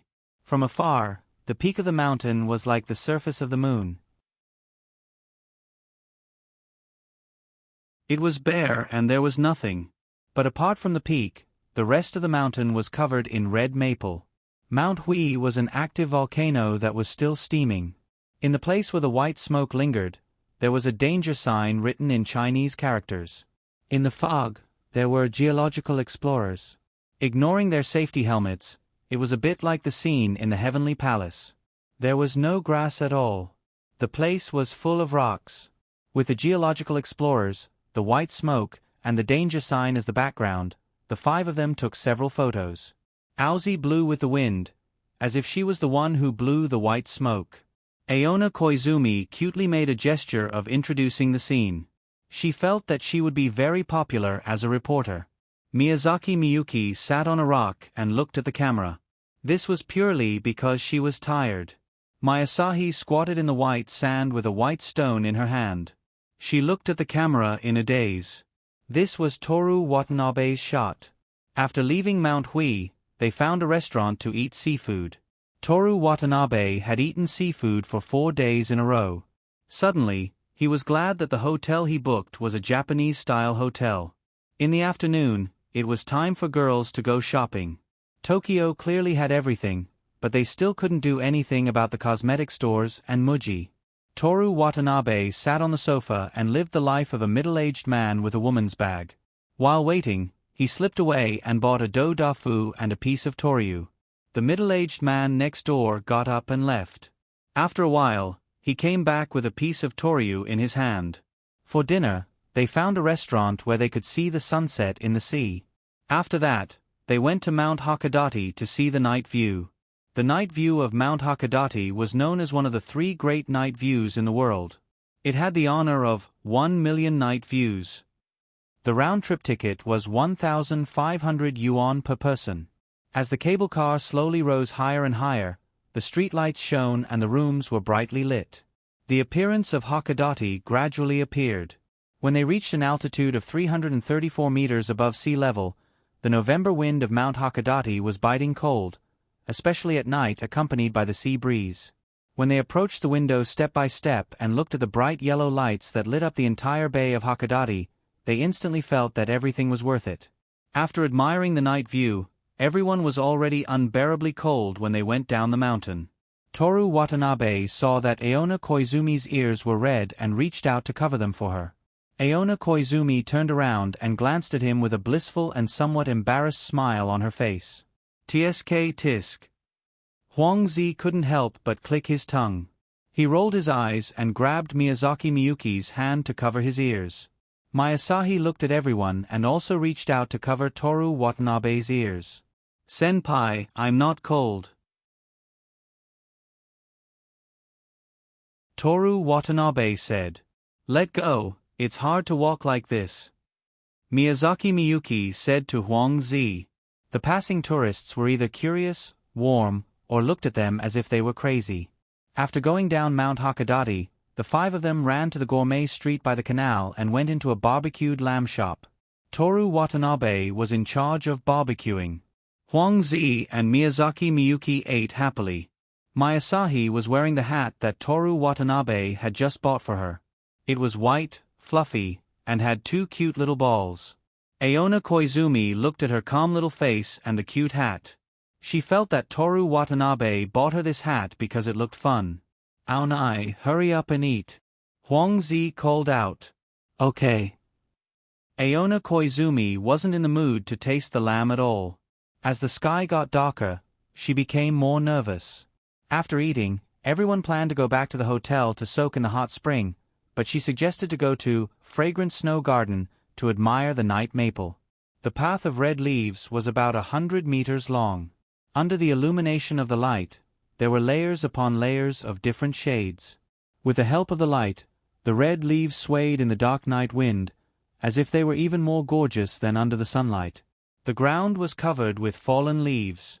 Walking on it, Aona Koizumi relaxed a little. But as soon as she heard Toru Watanabe's voice, or saw him giving birth, her heart began to beat loudly again. The long, seemingly short day was finally coming to an end. After returning to the hotel and soaking in the hot spring, Aona Koizumi wanted to play for a while and stall for time. Unexpectedly, Huang Zi and Miyazaki Miyuki said that they were too tired and wanted to rest early. So early? She looked at the 2 of them in surprise. We woke up before 6, climbed the mountain, went shopping, and even went up the mountain at night. How can we not be tired? Huang Zi said. When did your stamina become so good? Miyazaki Miyuki asked. Hearing them say that, Aona Koizumi realized that today was indeed a full day. Okay, good night. After leaving the room, she put her hand on her chest. Through the thin bathrobe, she could feel her heart beating and her body trembling. I'll go back first, Mayasahi said lightly. Okay. Aona Koizumi even felt that her voice was trembling. After my Asahi left, she took a deep breath and walked towards Toru Watanabe's bedroom. Tetsumasa Watanabe was reading a book about the icy Hokkaido. When he heard a knock on the door, he put the book on the tatami and walked over. When he opened the door, he saw Aona Koizumi with a nervous expression. "Aonai-sensei?" Toru Watanabe asked. "What's wrong?" Aona Koizumi didn't say anything. She just lowered her head, lifted the edge of her bathrobe, and squeezed past Toru Watanabe into the room. Toru Watanabe slowly closed the door. When he walked back, Aona Koizumi was already kneeling by the bedding. His heart began to beat faster. He understood why Aona Koizumi came in the middle of the night. He wasn't in a hurry. Aona Koizumi was nervous, so he couldn't be nervous either. "Can't sleep?" he asked. "Yeah." Aona Koizumi took the book that was upside down. She repeatedly read a line, or she didn't read a single line. Toru Watanabe went to the tea room and poured her a cup of tea. "Thank you." Aona Koizumi put down the book, held the tea with both hands, and took small sips. "We're going back tomorrow." Toru Watanabe took the book and flipped through 2 pages. "Okay." Aona Koizumi stared at the tea, as if she was trying to figure out why some leaves could be tea and some couldn't. "How about next time? When it's snowing?" "Okay." After a pause, Aona Koizumi added. "Okay." Toru Watanabe stopped flipping through the book and looked at her. "Young teacher, you haven't given me the reward for the first place in October." Aona Koizumi didn't say anything. She just drank her tea. Toru Watanabe closed the book and put it aside. Then he took Aona Koizumi's teacup. "May I?" He looked into her eyes. "Yeah." Toru Watanabe held Aona Koizumi's round shoulders with both hands and moved his lips closer. Aona Koizumi slowly closed her eyes. Her heart was beating like thunder. But when their lips overlapped, she couldn't hear anything. After a brief taste, Toru Watanabe left her lips. He admired Aona Koizumi. Aona Koizumi still let him look at her. A white bathrobe with green bamboo printed on it. A streamer was tied around her slender waist. "May I?" Toru Watanabe's breathing was slightly hurried. "Yeah." Aona Koizumi gave an affirmative answer again. Toru Watanabe's hands on her shoulders moved down her arms, together with her bathrobe. The silk bathrobe was smooth and separated from her shoulders. The neckline turned into a V shape, revealing her delicate collarbone and a touch of seductive snow white. Under the light, Aona Koizumi's body trembled slightly.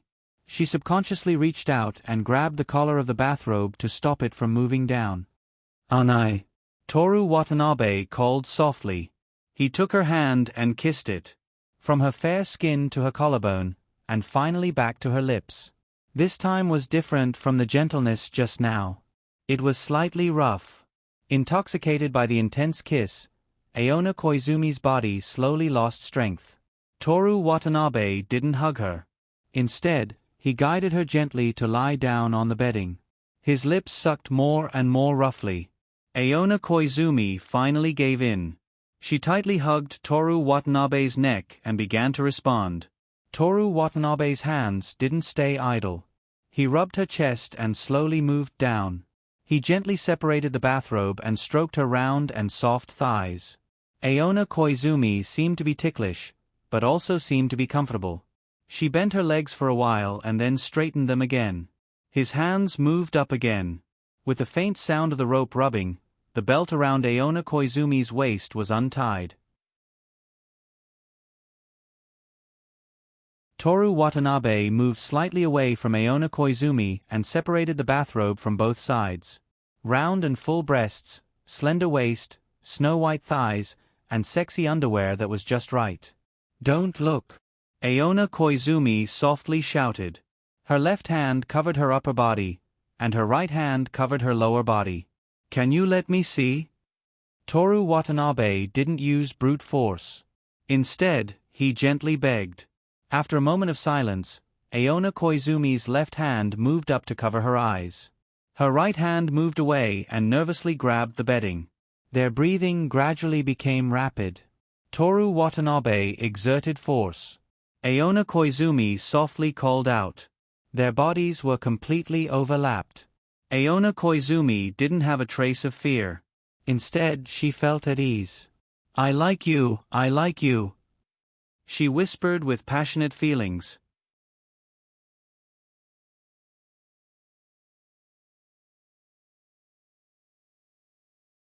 Chapter 351.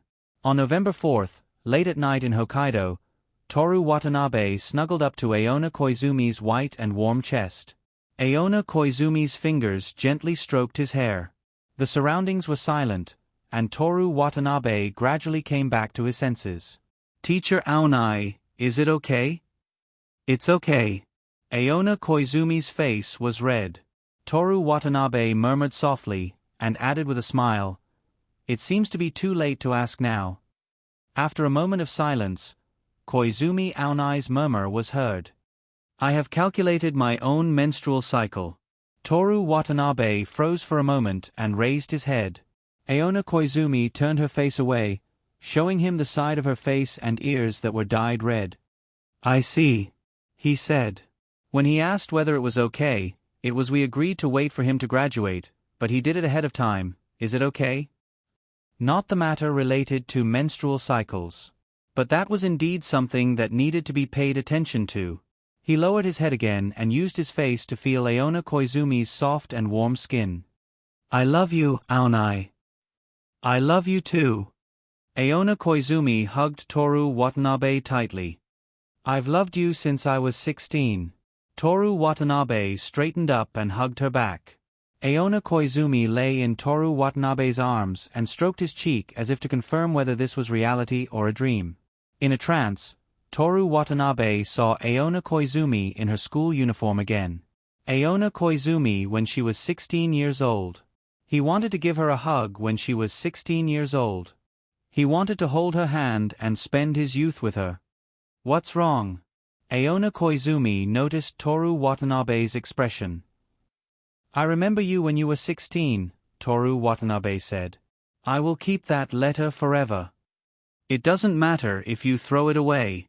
Aona Koizumi pouted. Back then, she had written such a sentimental letter. Back then, she had left, leaving the current her feeling embarrassed, even though she was the one who had written that letter. But what about sneaking a peek at Toru Watanabe? What going to Tokyo? Just thinking about it in your heart is enough. Really? Along with the shame and awkwardness, her heart was filled with happiness and tranquility. 10 years. She had forgotten about Toru Watanabe and the events of that month. She still hadn't fallen in love with anyone, but her dream had finally come true. "Teacher, can you tell me what happened after you went back?" "Yes." Aona Koizumi's high school life was very boring. If it weren't for Huang Zi and Miyazaki Miyuki, it would have been so boring that she could use the phrase, studying while eating, to describe it. With Huang Zi and Miyazaki Miyuki, the three of them studied together. When they were tired, they would climb up the mountain with a flashlight and shout. "Shout what?" Toru Watanabe asked. "Just words that I used to vent when I was under a lot of pressure." Thinking about the past, Aona Koizumi's face revealed a smile. She still remembered that the first time she had climbed up the mountain to shout, she had worn sandals. When they came down the mountain, the three of them had broken their feet. Later, she had learned to wear sports shoes. Words to vent? Tell me about it. It's very normal. You can think of it. I don't have any pressure to study. I don't know what it's like normally. Aona Koizumi clenched her fists and punched Toru Watanabe's chest in dissatisfaction. "I must go to Tokyo, I want to go to Tokyo University. Go to hell, mathematics, and so on," she said. "That, is Huang Zi sensei, right?" Toru Watanabe confirmed. Aona Koizumi punched him again. "Ah, I remember now." Toru Watanabe reacted. "The 16-year-old Aonai classmate is a very tough girl, so, I was her." "She's not tough." Being together with Toru Watanabe like this, Aona Koizumi felt as if she was 16 years old again. In Sensei's words, I'm just a bit free and undisciplined. Free? What you did to my body in the walk-in closet counts as free? Toru Watanabe asked with a smile. You know. Aona Koizumi suddenly raised her upper body. Know what? Toru Watanabe looked at her in confusion. I already heard it. So what if you know? Aona Koizumi's face was red. She decided to go all out and reach down. I did it. What do you want? Sensei, pay attention to your image. Gentle? The main point. Yes, just nice. Sensei, you're a genius. How can there be a genius in this area? On November 5th, Toru Watanabe woke up and gently woke up Aona Koizumi in his arms. She wanted to go back last night, but Toru Watanabe asked her to stay. The two of them agreed to wake her up when Toru Watanabe went for a morning run so that she could return to her room before the others woke up. What time is it? Aona Koizumi was lying in the quilt. Her eyes were hazy and she looked very cute. 5:00. Toru Watanabe heard other voices. It's snowing outside. It's snowing? Aona Koizumi's sleepiness instantly disappeared. It's the first snow in Hakodate this year. Didn't it snow in Hakodate at the beginning of the year? That's the first snow today, right? Toru Watanabe asked. You're so annoying. Aona Koizumi rolled her eyes at him and then got up happily. On the tatami, the cup of tea she drank last night was overturned. Her bathrobe was casually thrown aside. Toru Watanabe's book had somehow run to the edge of the bedroom. When she bent down to pick up the bathrobe, Aona Koizumi's memory gradually became clear. When she was distracted last night, she seemed to have kicked something. I kicked it away? She couldn't bear the shame. Putting on the bathrobe, she walked to the window and lifted a corner of the curtain without even tying her belt. In the dark night sky, sparkling snowflakes slowly fell from the sky with the help of the hotel's lights. From behind her long hair, Toru Watanabe admired Aona Koizumi's slender waist and buttocks. His heart began to boil again. He got up and left the bed. He walked behind Aona Koizumi and hugged her waist with both hands. Watanabe. Aona Koizumi wanted to grab his hand, but her legs were weak. She could only hold on to the window frame. Shoo. Toru Watanabe breathed into her ear. It's so quiet. If you shout, others will hear you. Because he tried his best to lower his voice was slightly hoarse. Or perhaps, it was because Aona Koizumi's gradually warming and moisturizing body that his voice was hoarse. Aona Koizumi spread her legs slightly, her shoulders undulating. Toru Watanabe's movements gradually slowed down. It's done. They're about to wake up, Aona Koizumi said while panting. Teacher Aonai, when we go back, can you wear the school uniform? No. Aona Koizumi put on her underwear and said firmly. It seemed that this fun had to be left for the bright future. Aona Koizumi put on her bathrobe, helped Toru Watanabe tidy up the bedding and room, and left carefully. Toru Watanabe took a shower, changed his clothes, and went out for a morning run. This morning, the five of them enjoyed a sumptuous breakfast at the hotel. Aonai, you're so slow, Huang Zi said to Aona Koizumi, who was the last to arrive at the restaurant. Sorry. Aona Koizumi said with a smile. The simple syllables seemed to be accompanied by a bright and lively melody, full of vitality. When she sat down next to Toru Watanabe, it was like a refreshing morning breeze blowing in from the window. Watanabe, do you want orange juice or milk? Her voice was full of vitality. Orange juice. Aona Koizumi's actions of pouring orange juice into the cup were also smooth and clean. What's wrong? Huang Zi looked at her curiously. He felt that she was in a particularly good mood, her face glowing. Aona Koizumi asked in confusion, and then said to my Asahi, Mai, what about you? Milk. Okay. Does the snow make you that happy? Huang Zi didn't understand. It has nothing to do with the snow. Miyazaki Miyuki poured milk for herself. Then why? Huang Zi turned to look at Miyazaki Miyuki. You'll know when you have a boyfriend. What do you mean? Are you looking down on me? I have a lot of suitors too, okay? Also, if it wasn't for eating, living, sleeping, and even working with you guys, would I be single until now? Milk, orange juice. Miyazaki Miyuki completely ignored what Huang Zi was saying and asked directly. Milk. Huang Zi answered. Miyazaki Miyuki poured milk for Huang Zi. After enjoying a sumptuous breakfast, before returning to Tokyo, the five of them pulled their luggage and held umbrellas, and went to a place called Romance Pavilion. The interior was like a huge warehouse used to park airplanes. Under the bright ceiling lights, there were tables, and each table had a small mountain of ornaments on it. There were all kinds of music boxes, glass products, and so on, and it was a dazzling sight. The girls were dazzled. Toru Watanabe also bought two things, a green frog sitting on a white toilet bowl, and a pink pig carrying the green frog. After coming out of the Romance Pavilion, the five of them went to the airport and left Hokkaido, where they had stayed for 3 days, in the early snow of Hakodate. It's time to go to work again. As soon as the plane took off, Huang Zi immediately lost his energy. Come again in winter. Aona Koizumi said softly with a smile. I want to see the red-faced monkey in the hot spring, and also ski. Let's go to the northernmost part of Hokkaido.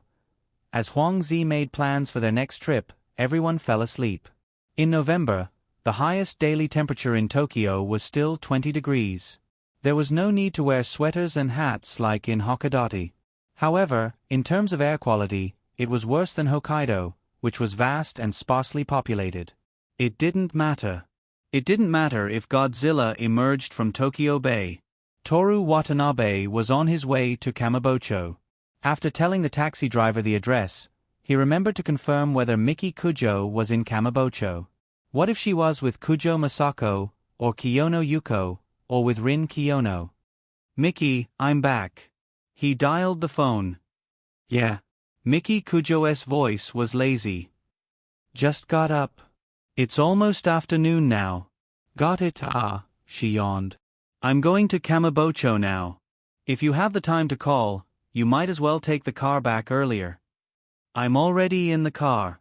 When they arrived at the villa, Toru Watanabe got out of the car and hurried inside. For the first time, he didn't respond to the maid's greetings. In the yard, Rose was still blooming, and Queen was chattering on the banana tree. Walking into the living room, Miki Kujo was slowly walking down from the second floor. Miki. Toru Watanabe ran forward and hugged her. What are you doing? Miki Kujo turned her face away in disgust. I miss you. We've only been apart for 2 days. I miss you. Are you a child who can't leave her mother? I miss you, I miss you, I miss you. After a pause, Miki Kujo asked sarcastically, How much do you miss me? When I see something fun, I want you to see it too. When I eat something delicious, I want you to taste it too. I imagine your reaction, whether you like it as much as I do, whether you're happy. Useless. Yeah. Toru Watanabe hugged Miki Kujo's slender body tightly and sniffed her scent. Now, I want to share everything with you. I can't leave you anymore. Miki Kujo's face was full of disdain. What a fool. She hugged Toru Watanabe's waist with both hands. I miss you too. They had only been apart for 2 days, but it felt like a long time. There were several times when she wanted to fly to him or call him, regardless of his mood, and order him to come back immediately. Toru Watanabe searched for Miki Kujo's lips. You want to do it here? Miki Kujo's nostalgic snow-white fingers covered his lips. Although the maids in the living room weren't looking at them, they could feel how much they cared about the two of them. Back to the room. Toru Watanabe carried his princess, Miki Kujo. The two of them faced each other gently, looking at each other as they whispered sweet nothings to each other, immersed in the faint joy of love. Tell me about the past few days. Miki Kujo's tone was relaxed. When Toru Watanabe wasn't here, she felt like she wasn't herself anymore. She was just an empty shell. Until he came back, the empty shell finally had a physical body. We got off the plane at 9 in the morning. Let's go first. Toru Watanabe roughly told her what happened in Hokkaido. He didn't skip over the 2 nights, but simply told her what happened. You're quite happy. 2 nights, 2 people. Miki Kujo said sarcastically. I know you won't be happy if I tell you, but I don't want to hide it from you.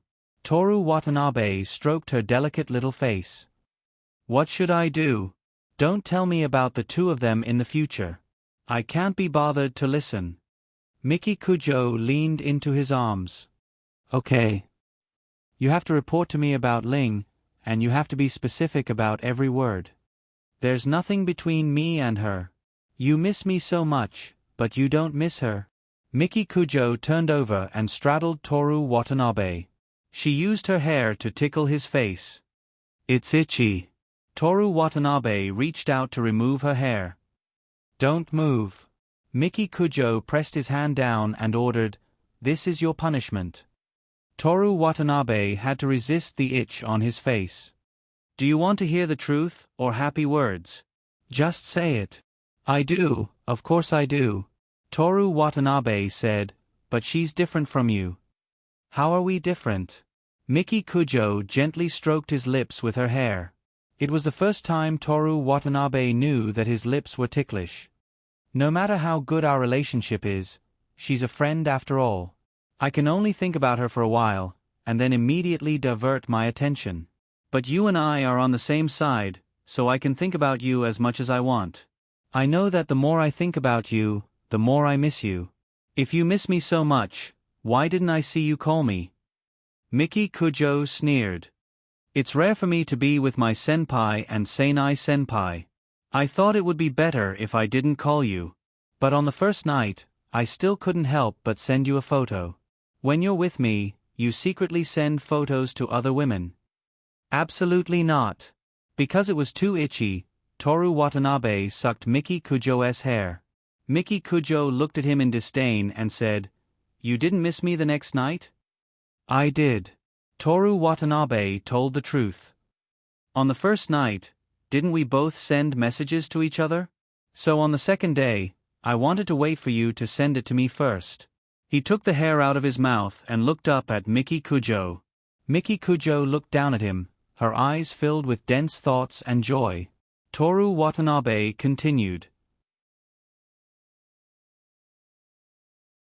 Although I didn't send it, while waiting, I've already thought about the content of our next conversation. I'll use "Do you miss me?" as the opening line. And then we'll quarrel about, does sending a message first mean that we miss each other more? Not to the extent of quarreling. Toru Watanabe laughed. You think so too? Yeah, it's a pity that after waiting for an entire night, I didn't receive any news from a certain someone. Seinai senpai came halfway. So you forgot about me? I apologize. Miki Kujo got down from Toru Watanabe's body and lay on her side on the bed. She pointed to the bedroom's cloakroom and said, Go, pick a dress and put it on. Huh? Miki, you weren't like this before. You used to be so cute.